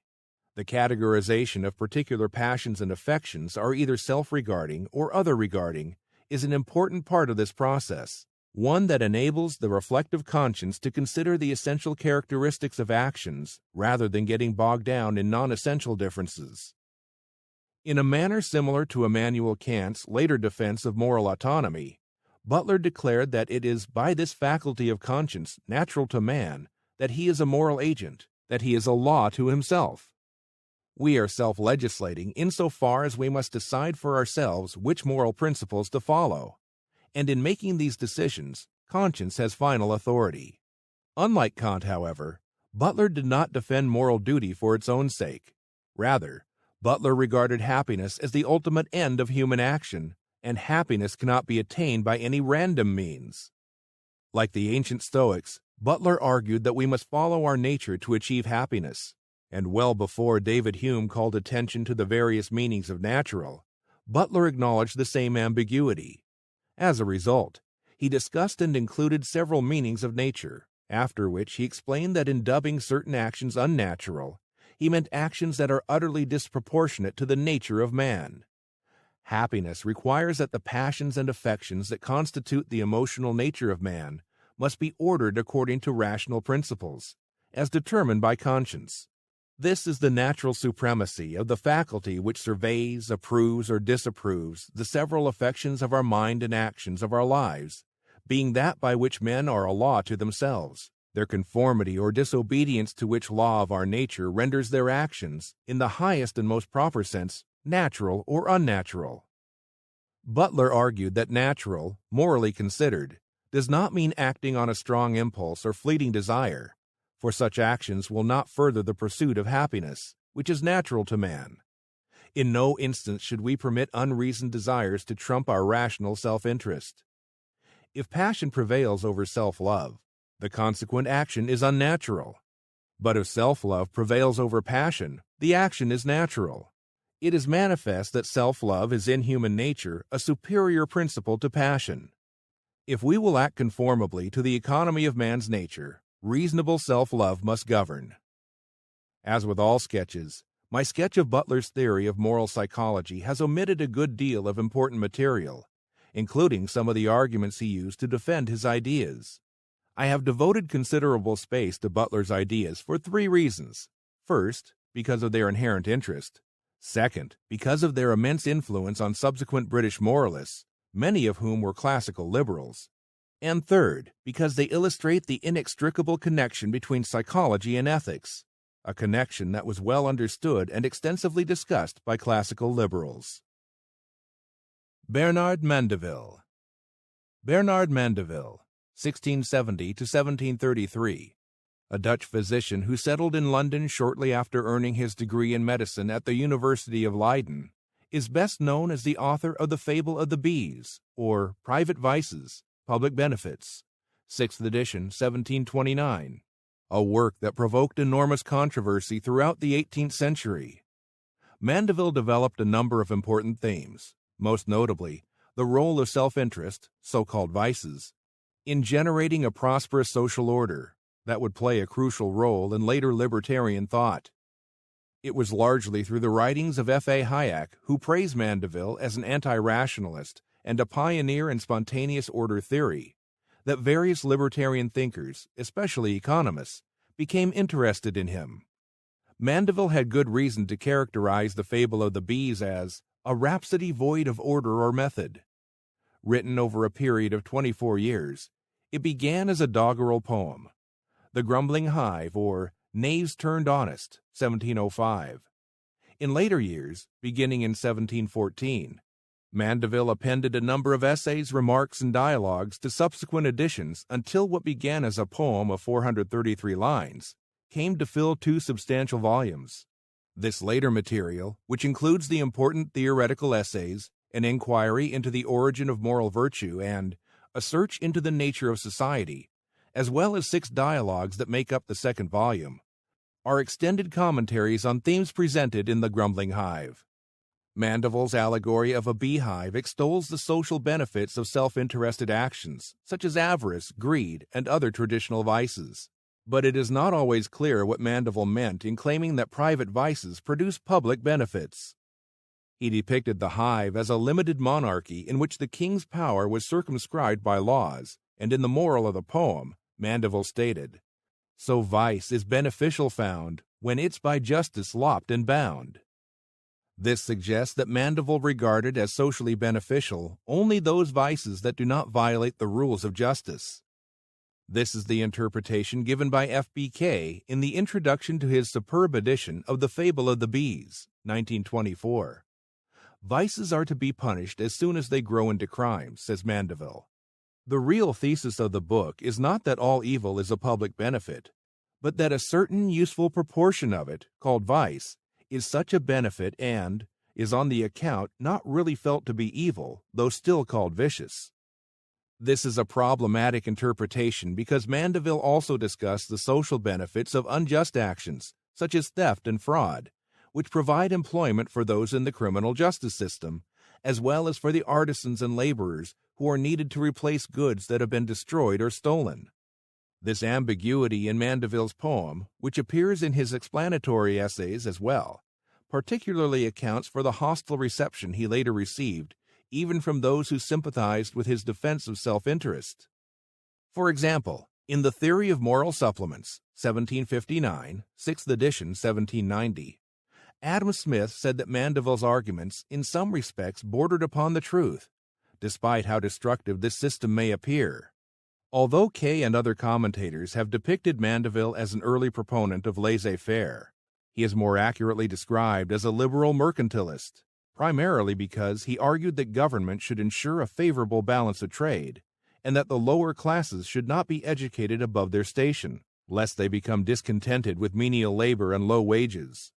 He also maintained that private vices could be turned into public benefits only by the dexterous management of a skillful politician. Nevertheless, it is fair to say that Mandeville was sympathetic to some aspects of laissez-faire. One of Mandeville's most influential arguments was his defense of luxury, which had been widely condemned for its supposedly corrupting effects on social mores. Mandeville's points about the economic benefits of luxury, as well as his criticism of this concept as excessively vague, would later reappear in the writings of David Hume, Edward Gibbon, Adam Smith, and other liberal individualists. More troublesome was Mandeville's defense of psychological egoism, according to which all actions, even those virtuous actions which appear other-regarding or disinterested, are immediately motivated by self-interest. It was largely owing to this thesis that Mandeville, like Thomas Hobbes before him, was widely condemned as an enemy of morality. Mandeville responded to this common charge by claiming that he was observing human behavior as it really is, not prescribing how it ought to be. Before proceeding with a more detailed account of Mandeville's ideas, I wish to call attention to a serious problem, namely, the conflict between psychological egoism and a theory of spontaneous order rooted in the beneficial effects of self-interested actions within the boundaries of justice. If psychological egoism is correct, if all actions are ultimately motivated by self-interest, then to argue for the benefits of self-interested actions in developing and maintaining social order tells us virtually nothing. For if all actions are self-interested, if non-egoistic actions are impossible, then we have no point of contrast by which we can distinguish some kinds of motives from others. And in this case, any action may be said to promote social order. Even social planners would be acting from self-interest, according to psychological egoism, so even their actions could be praised as conducive to social order. Only in a thinker like Adam Smith, who distinguished self-interest from beneficence, does the appeal to an invisible hand make sense. For only if we contrast self-interested actions with other kinds of actions is it possible to isolate the former and explore the social benefits of self-interest, in contrast to other kinds of motives. For a psychological egoist like Mandeville, however, no such contrast is possible. So it becomes meaningless to praise self-interested actions for their social benefits, because this would entail nothing more than praising all human actions, without distinction, for their social benefits. Adam Ferguson and other critics of psychological egoism were therefore correct. If, through a linguistic coup, we collapse all kinds of actions into the category of self-interest, then we will need to invent a new and needless vocabulary that enables us to distinguish between different types of motives within the generic category of self-interested actions. Only in this way would we be able to explain and defend the traditional theory of spontaneous order. See Chapter 5 for Ferguson's objections to the selfish system. Despite this fatal flaw in Mandeville's approach, he had many worthwhile and provocative things to say, especially about conventional notions of vice. And these ideas may be abstracted from his fundamental principles and evaluated on their own merits. Now let's take a brief look at the historical context in which Mandeville offered his ideas about the beneficial effects of vice. When Mandeville moved to England during the 1690s, while he was in his 20s, he encountered a widespread movement to suppress personal vices. The Glorious Revolution of 1688 was widely viewed by pious Christians not only as a revolution for the rights of Englishmen, but also as a revolution against moral corruption. The Stuart kings, it was said, had tolerated and even encouraged immorality, drunkenness, whoring, etc., among their subjects as a means of maintaining political control. Only a virtuous citizenry will resist tyranny. On April 4, 1699, the Archbishop of Canterbury issued a circular letter in which he called for the suppression of vice and encouraged pious Christians to report offenders to magistrates. Every pious person of the laity should, if need be put in mind that he ought to think himself obliged to use his best endeavors to have such offenders punished by the civil magistrates, as can be no otherwise amended, and that when he hears his neighbor swear, or blaspheme the name of God, or sees him offend in drunkenness or profanation of the Lord's day, he ought to give the magistrate notice of it. In such a case, to be called an informer will be so far from making any man odious in the judgment of sober persons, that it will tend to his honor when he makes it appear by his unblameable behavior, and that care that he takes of himself and his family, that he doth it purely for the glory of God and the good of his brethren. Such well-disposed persons as are resolved upon this should be encouraged to meet as often as they can, to consult how they may most discreetly and effectually manage it in the place where they live. On February 20, 1702, Queen Anne, just 1 month after ascending the throne, used a proclamation for the encouragement of piety and virtue, and for the preventing and punishing of profaneness and immorality. The Queen complained that the laws against vice were not being adequately enforced, and she wanted that changed. It is an indispensable duty on us to be careful, above all other things, to preserve and advance the honor and service of Almighty God, and to discourage and suppress all vice, profaneness, debauchery, and immorality, which are so highly displeasing to God, so great a reproach to our religion and government, and, by means of the frequent ill examples of the practisers thereof, have so fatal a tendency to the corruption of many of our loving subjects, otherwise religiously and virtuously disposed, and which, if not timely remedied, may justly draw down the divine vengeance on us and our kingdoms.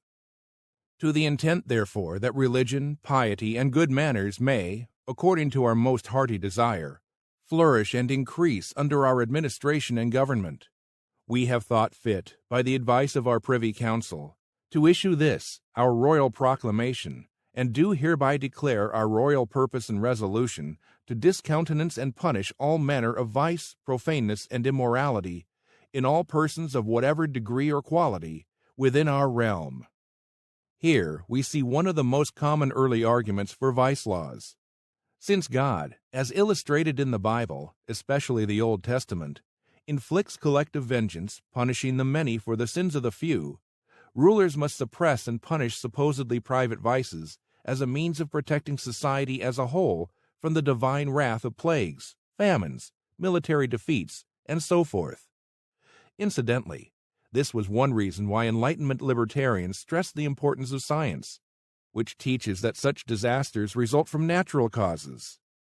Individual freedom, these early libertarians believed, cannot gain a solid foothold in a world where the innocent are punished along with the guilty, because there exists no room in this scheme for the argument that private vices harm only the individuals who practice them. A secular version of this argument has survived to this day among defenders of vice laws, but I must leave this interesting controversy for a later book. In 1701, England had about 20 societies for the reformation of manners. In that day, manners meant what we now call morality or morals. These societies relied heavily on informers to hunt down sinners. As Thomas A. Horne explained in The Social Thought of Bernard Mandeville, Virtue and Commerce in Early 18th Century England, 1978, the English legal system in this period relied upon information given by private individuals, and this procedure made it possible for a group like the Societies for the Reformation of Manners to become actively involved in law enforcement. According to a student of this period, a private person could obtain a warrant from a justice of the peace or magistrate, sometimes on his unsupported evidence, and this warrant of conviction the constable of the parish was required to execute. After the convicted person paid a fine or served a term in jail, they could sue for false charges, but if they lost, they had to pay treble costs.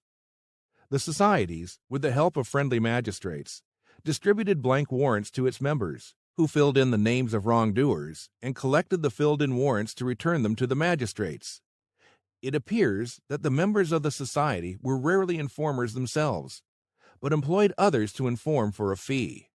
The practice of informing was no more popular then than it is now, and the informers soon became the symbols of the societies to their enemies.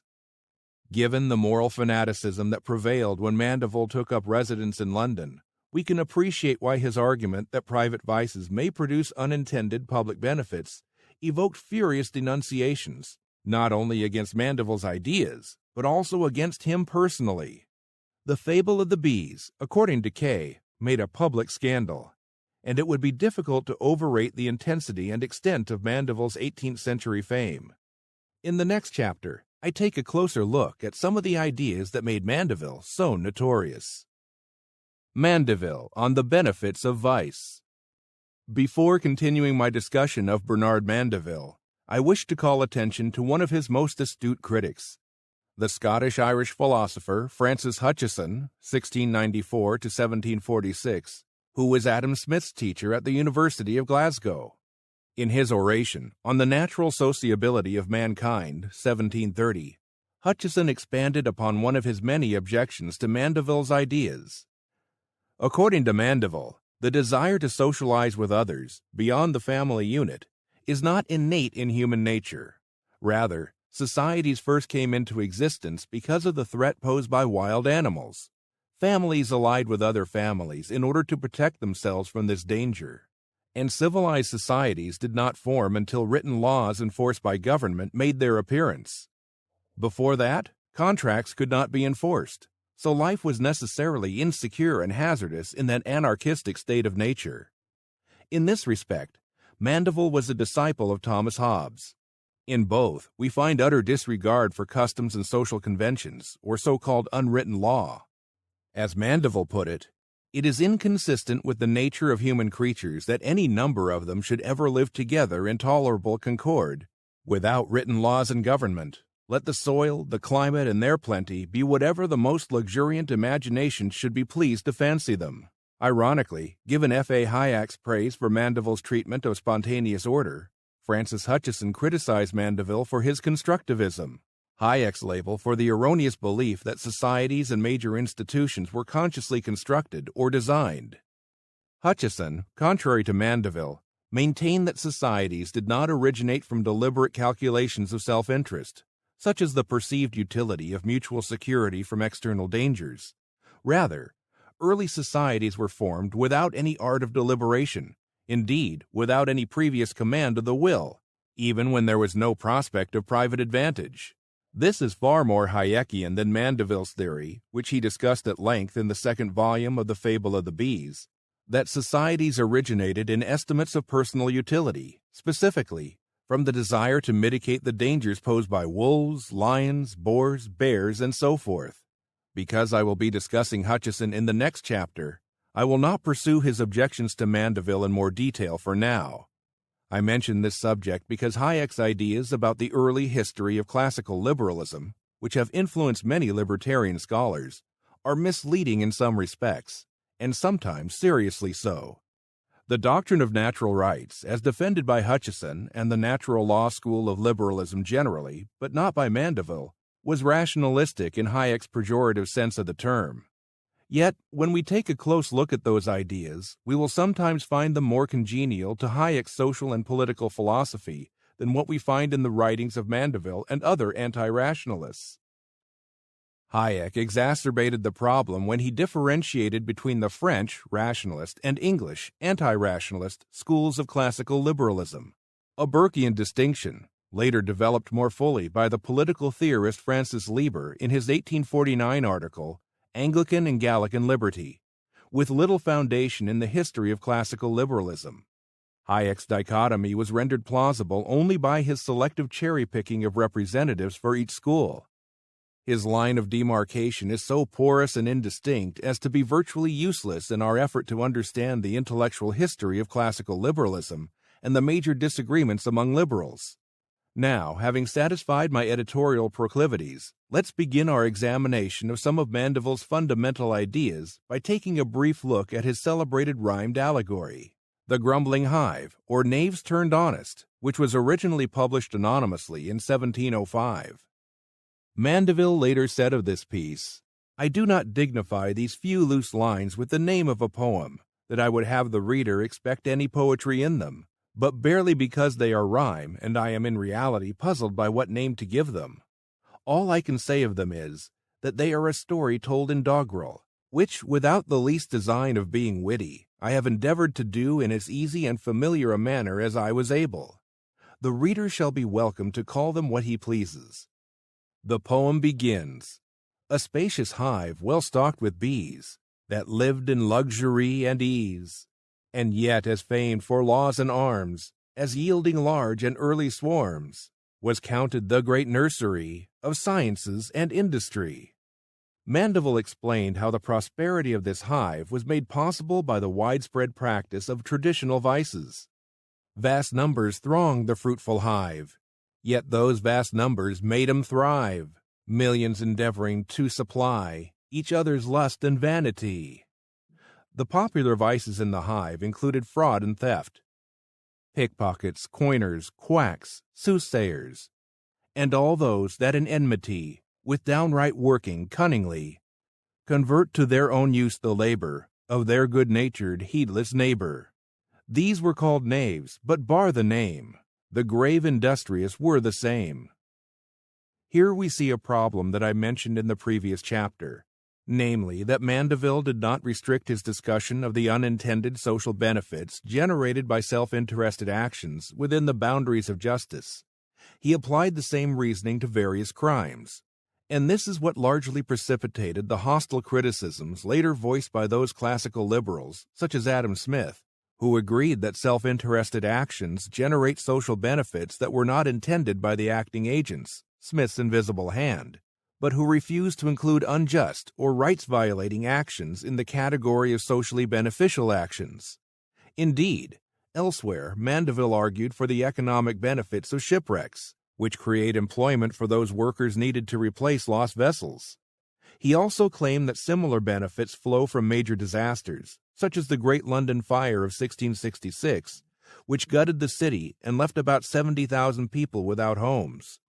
It is scarcely possible to conceive of more stark examples of what Frederick Bastiat called the broken window fallacy, a type of faulty economic reasoning that ignores opportunity costs.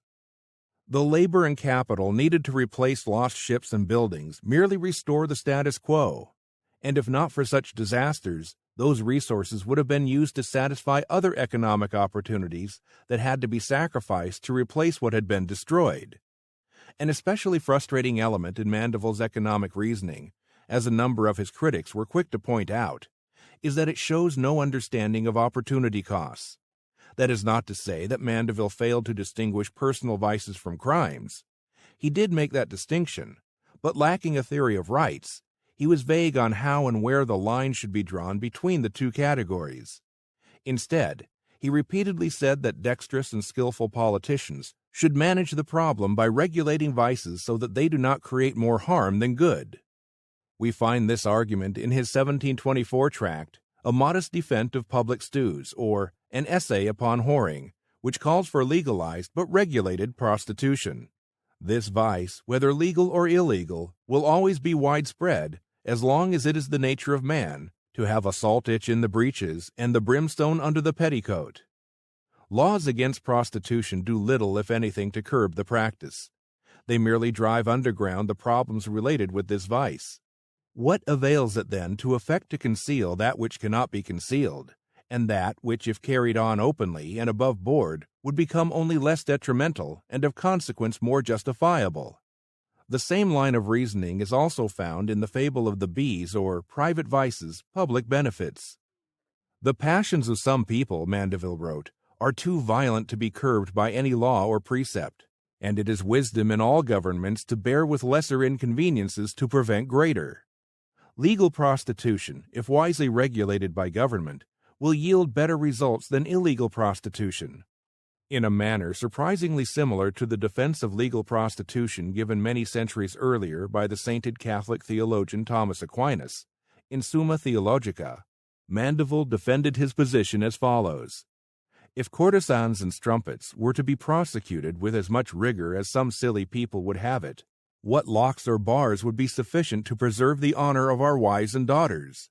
For 'tis not only that the women in general would meet with far greater temptations, and the attempts to ensnare the innocence of virgins would seem more excusable even to the sober part of mankind than they do now, but some men would grow outrageous, and ravishing would become a common crime. Where 6,000 or 7,000 sailors arrive at once, as it often happens at Amsterdam, Mandeville, remember, was Dutch, that have seen none but their own sex for many months together, how is it to be supposed that honest women should walk the streets unmolested, if there are no harlots to be had at reasonable prices? For which reason the wise rulers of that well-ordered city always tolerate an uncertain number of houses, in which women are hired as publicly as horses at a livery stable. As we see here, Mandeville appealed to the social utility of vices, as determined in specific cases by politicians, as the determining factor when deciding whether particular vices should be legal or illegal. Individual rights, such as the right of a woman to use her own body as she sees fit, played no role in Mandeville's reasoning. Thus, in explaining the benefits of various vices, Mandeville meant that their social consequences are beneficial as a whole, regardless of the motives behind immoral actions or how such actions may harm the person who engages in them.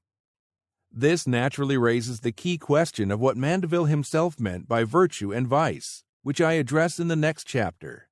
I conclude this chapter by explaining the conclusion reached by Mandeville in The Grumbling Hive.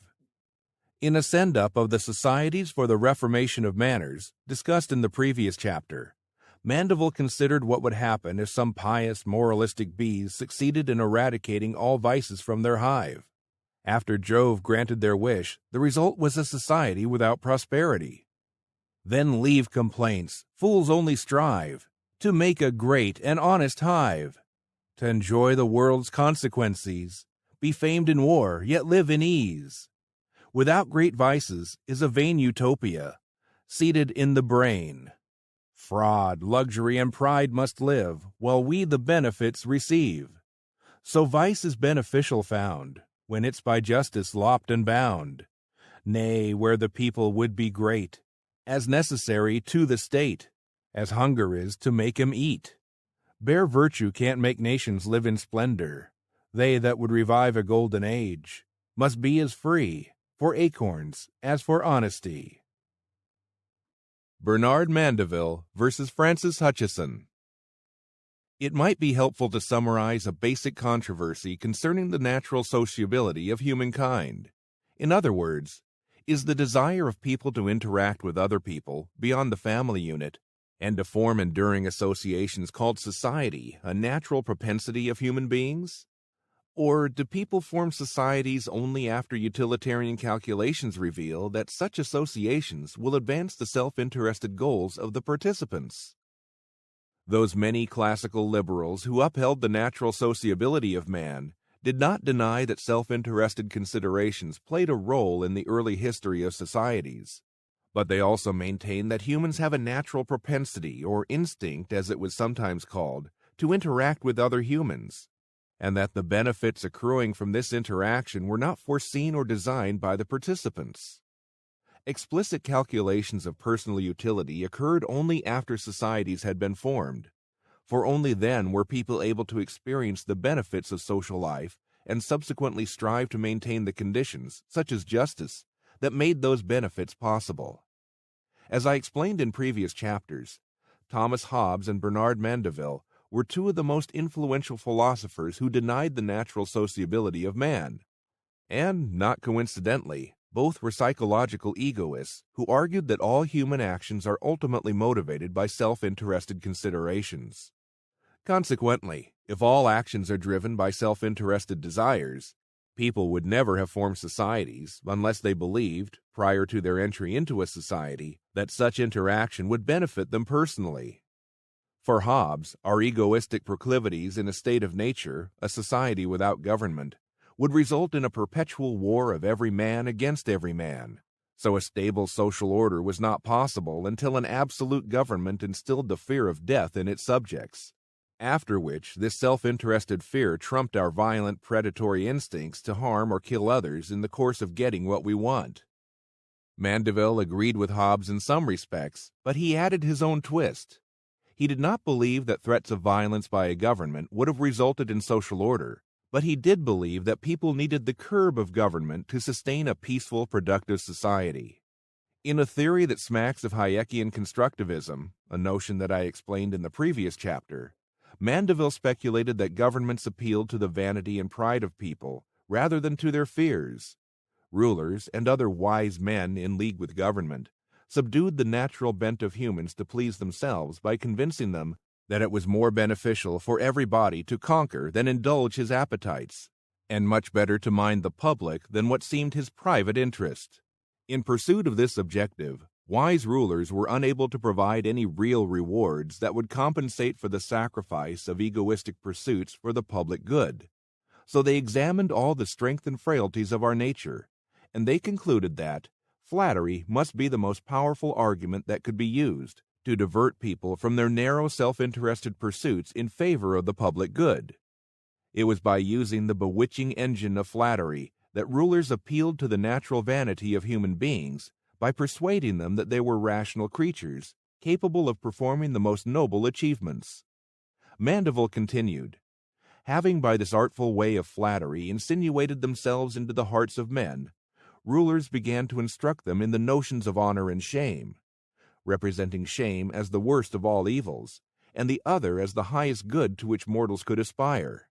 Which being done, they laid before them how unbecoming it was the dignity of such sublime creatures to be solicitous about gratifying those appetites, which they had in common with brutes, and at the same time unmindful of those higher qualities that gave them the preeminence over all visible beings.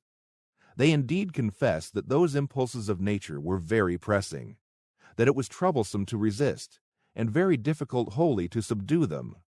But this they only used as an argument to demonstrate how glorious the conquest of them was on the one hand, and how scandalous on the other not to attempt it. As illustrated in these remarks, Mandeville substituted vanity and pride for Hobbesian fear in his explanation of how self-interest can be manipulated by government so as to make social order possible. Pride, like fear, is an egoistic motive, so both schemes never waver from the thesis that self-interest alone drives human actions. But whereas the Hobbesian fear of death is quite real, pride, as explained by Mandeville, is a type of deception inculcated by rulers and their philosophical allies. Individuals who believe themselves to be noble, altruistic, or public-spirited are deceiving themselves. Such individuals are in fact motivated by the desire to be praised and flattered by others, the wellsprings of egoistic pride. Although Mandeville discussed and defined his thesis in detail throughout both volumes of the Fable of the Bees, or Private Vices, Public Benefits, it would serve no purpose to follow him further.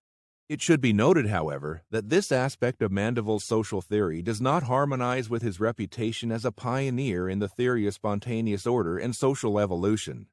It may be true, as F.B.K., editor of the definitive edition of the Fable of the Bees, maintained, that Mandeville did not mean to say that wise rulers perpetrated their psychological manipulation at one time in order to kickstart social order, but that, instead, the process occurred over a long period. This qualification was necessary if Kay was to defend his claim that Mandeville was a pioneer in historical sociology and anthropology, a claim echoed by F.A. Hayek and other scholars, including libertarian scholars. A problem here is that Mandeville reveled in positing paradoxes, with the result that he sometimes seemed to defend inconsistent positions. But the passages I quoted are from An Inquiry into the Origin of Moral Virtue, in the first volume of the Fable of the Bees, which is one of Mandeville's most important pieces. And there we find an implausible, indeed fanciful theory that treats social order as a construction, in effect, of wise rulers who manipulated their subjects psychologically as a means to further the public good.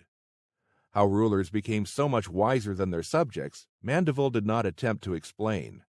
His approach reminds me of those skeptics of ancient Greece who argued that rulers deliberately concocted the gods as a means of maintaining political control.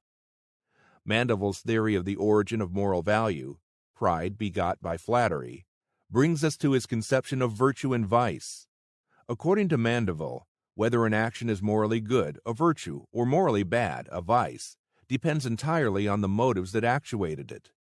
Good actions are motivated solely by a concern for others, whereas morally bad actions are motivated by self-interest. In this theory of moral rigorism, as Kay called it, no action can be morally good if it is motivated by self-interest, and it was by using this conception of vice that Mandeville defended his celebrated thesis that private vices generate public benefits. When boiled down to the essentials, this is to say nothing more than self-interested actions frequently benefit society as a whole. This was scarcely news to the many moral philosophers, both before and after Mandeville, who had no objections to the pursuit of self-interest rightly understood. Mandeville's scandalous pronouncement rested almost entirely on his substitution of vice for self-interest. In Remarks upon the Fable of the Bees, 1750, Francis Hutcheson, who I mentioned in the previous chapter, noted the ambiguity in Mandeville's claim that private vices produce public benefits, a proposition that may be understood in 5 different ways. But Mandeville, according to Hutcheson, never explained precisely what he meant. If all he meant to say was that self-interested actions sometimes produce social benefits, then Mandeville scored an easy victory by defining virtue too narrowly. Self-interested actions are not necessarily immoral, and self-love is quite compatible with benevolence. As Hutcheson put it in On the Natural Sociability of Mankind, 1730, the innate self-love of our nature is in no way contrary to our common and benevolent affections. In Remarks, Hutcheson also attacked Mandeville for his arbitrary definition of certain vices. Contrary to Mandeville, for example, the vice of luxury did not refer to the enjoyment of goods that are not absolutely necessary for our survival. Rather, the vice of luxury signified purchasing goods that one cannot reasonably afford, at the expense of one's obligation to care for one's family. Similarly, for Mandeville, the vice of pride did not condemn legitimate accomplishments that deserve the esteem and praise of others. Rather, it meant having an opinion of our own virtues greater than what they really are, arrogating to ourselves either obedience, service, or external marks of honor to which we have no right. And intemperance did not mean the effort to satisfy any sensual desire. Rather, to Mandeville, it referred to that use of meat and drink which is pernicious to the health and vigor of any person in the discharge of the offices of life. These vices, Hutcheson went on to explain, will vary according to the characteristics and situations of individuals. Every one's own knowledge and experience of his constitution and fortune will suggest to him what is suitable for his own circumstances. Mandeville's claim that using anything above the bare necessities of life is intemperance, pride, or luxury is, according to Hutcheson, simply ridiculous. It is not as if temperance, frugality, or moderation denoted fixed weights or measures or sums which all were to observe, and not a proportion to men's circumstances. In short, many vices, as defined by Mandeville, are not true vices at all, but are merely the reasonable pursuit of self-interest. Adam Smith later expressed similar objections in The Theory of Moral Sentiments, 1759, 6th edition, 1790. Mandeville's approach is wholly pernicious because it seems to take away altogether the distinction between vice and virtue. Mandeville was wrong to equate self-interest with vice, since self-love may frequently be a virtuous motive to action. Moreover, contrary to Mandeville, Smith maintained, the desire of doing what is honorable and noble, of rendering ourselves the proper objects of esteem and approbation, cannot with any propriety be called vanity. Even the love of well-grounded fame and reputation, the desire of acquiring esteem by what is really estimable, does not deserve that name. In the final analysis, therefore, neither Hutcheson nor Smith disagreed with Mandeville about the socially beneficial effects of self-interested actions, if pursued within the boundaries of justice. Their major objection was that Mandeville created his paradox of private vices and public benefits by defining vice so arbitrarily and narrowly as to tarnish all self-interested actions as types of vice. But what of Mandeville's arguments that authentic vices, e.g. theft, and even natural disasters, e.g. shipwrecks, generate socially beneficial outcomes because of the employment they create? Hutcheson, in Remarks, replied by invoking opportunity costs, a topic I discussed in the previous chapter. Consider the drunkard who neglects his family to buy liquor, or the dandy who buys expensive clothes that he cannot reasonably afford. According to Mandeville, such excesses benefit society because someone must produce the liquor and clothes needed to satisfy those vices. But as Hutcheson pointed out, if the drunkard had spent his money on food and clothes for his family instead of on liquor, that alternative